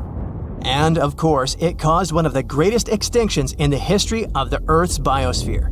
Amazingly, the Earth was able to recover after such a catastrophe. This event became the boundary between the Mesozoic and the Cenozoic eras. So now, those who wondered, how could a small meteorite destroy all the dinosaurs, probably understand the answer. Perhaps the largest collision in the history of our entire planet was not a collision with a meteorite, but with an entire planet. This happened many, many billions of years ago. Theia, as this hypothetical dwarf planet was called, crashed into our Earth, releasing an incommensurable amount of energy, just quadrillions of fuel. The Earth then instantly turned into a giant fire, and it was this collision that led to the creation of the Moon. All that sounds terrifying, I know, so let's just hope that you and I will never see anything like this. Can you imagine that all modern humans came from about 1,000 people? Around 800,000 to 900,000 years ago, almost all of our ancestors disappeared, leaving about 1% of the population behind. So, what the heck happened? The Earth often goes through glacial cycles, things that we call ice ages. Back in the past, they were pretty mild and happened regularly, about every 41,000 years. The ice ages happened because of the Earth's axis. Our planet is slightly tilted at an angle, which is why its axis isn't straight up. Over thousands of years, this tilt has changed a bit. This teeny tiny shift completely changes how much sunlight we receive, especially at the poles, and leads to incredibly strong cold or warm periods. About 2.6 million years ago, when early humans were settling in on Earth, the Pleistocene epoch started. That's the era we traditionally call the Ice Age, the one from the movies. Large ice sheets completely covered parts of North America, Europe, and Asia. It wasn't constant ice everywhere all the time. These glacial cycles came and went, and sometimes ice sheets melted for a while. But overall, things were still much snowier and colder compared to now. We can still see the evidence of this from back in the day. Those glaciers carved out valleys and left behind some awesome things like moraines and fjords. And since sea levels were super low, a huge part of the world was land. This allowed people and animals to travel between continents and spread everywhere. It was the time of the megafauna. You all know about it from the movies. Woolly mammoths, saber-toothed cats, giant ground sloths, and mastodons. Our ancestors had some fun times hunting all those giants. Now, humans didn't come from one lineage. It wasn't like monkeys slowly turned into humans. We also consisted of many species: Homo erectus, Neanderthals, and so on. But only one species, Homo sapiens, survived and turned into modern humans. Harsh conditions forced them to get smarter. They learned how to make tools, clothing, and shelters to survive. They became hunter-gatherers and invented fire, which turned out to be super useful during the Ice Age, you think? But they had no idea what horrible change was coming. Something disastrous happened about 800,000 to 900,000 years ago. Humans faced a drastic population crash. Only 1,280 people survived, give or take. Some 99% of early humans were wiped out, and this tiny 1% was lucky enough to become our ancestors. This almost extinction, unsurprisingly, was the climate's fault. It was the middle Pleistocene transition. The Earth's orbit around the Sun changed its shape a bit. Carbon levels dropped. A lot of stuff was happening, and the Earth's climate was going wild, becoming incredibly cold and dry. The seas suddenly got chillier, and Africa and Eurasia experienced horrible droughts. Looking for food was almost impossible.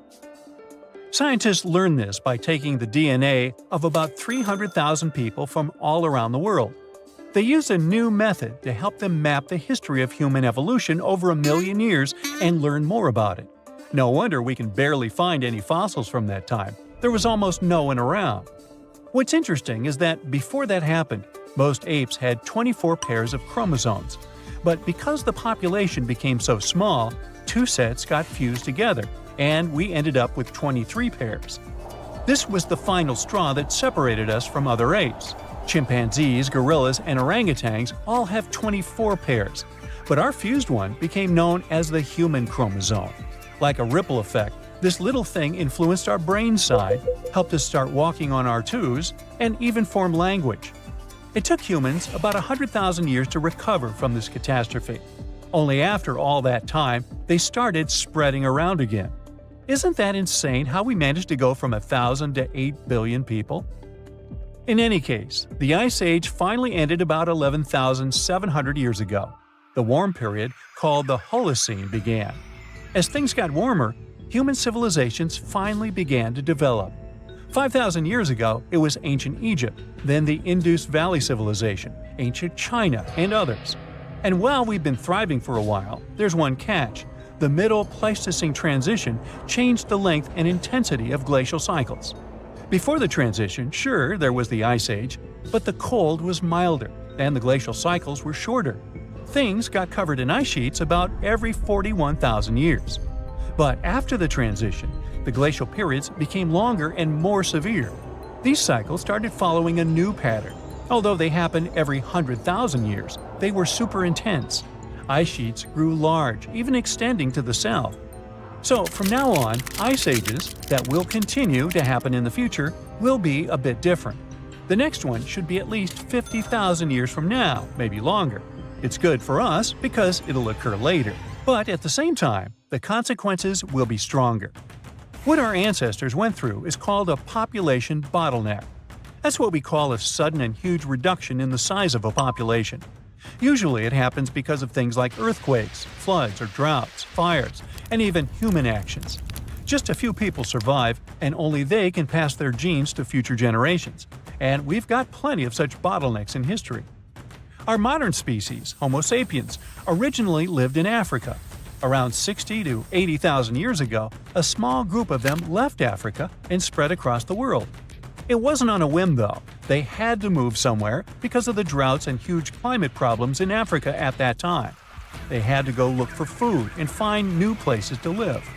They traveled through the Middle East, moving into Europe and Asia, and eventually reaching Australasia and the Americas. They quickly settled across different continents and started mixing with local human-like species, like Denisovans and Neanderthals. But there was a problem. Originally, the African species were super genetically diverse, but since only a small part of them decided to move out, they carried just a bunch of these diverse genes with them. Unfortunately, this caused a bottleneck for everyone. Human-like species from other parts of the world became less genetically diverse. Since they had a smaller gene pool, they became more vulnerable to all the harmful stuff. The African population also had a drop in genetic diversity. But at least humans managed to survive, although eventually non-African populations really dropped, and there were no Neanderthals or Denisovans left, only us, Homo sapiens. That's why we can say that all modern humans came from Africa. Early humans sure had it rough. About 74,000 years ago, they went through yet another disaster, the Topo catastrophe. But keep in mind that all these things are just a hypothesis. It's not certain whether it actually happened. Now basically, scientists think that there might have been a supervolcanic eruption at Lake Toba in Sumatra, Indonesia. This volcano going crazy was an absolute catastrophe for Earth's climate and humans. The eruption was one of the most powerful volcanic events in the last 2 million years. It spewed out from 670 to 1,500 cubic miles of lava and volcanic stuff. Just so you know, there are about 3,100 cubic miles of water in our planet's entire atmosphere, and this eruption had almost half as much lava. This horrendous disaster led to the formation of Lake Toba, a massive caldera lake in Sumatra. It also spewed out tons of ash and sulfur dioxide into the atmosphere. This caused the so-called volcanic winter, which means that while it's not actually winter, the temperatures drop and the planet is freezing because all these ash clouds are blocking the sunlight from reaching the Earth. This event affected climate patterns for years to decades. This also most likely sped up the arrival of the next glacial cycle. Luckily, humans are crazy good at surviving. The global human population was reduced to a few thousand people yet again, and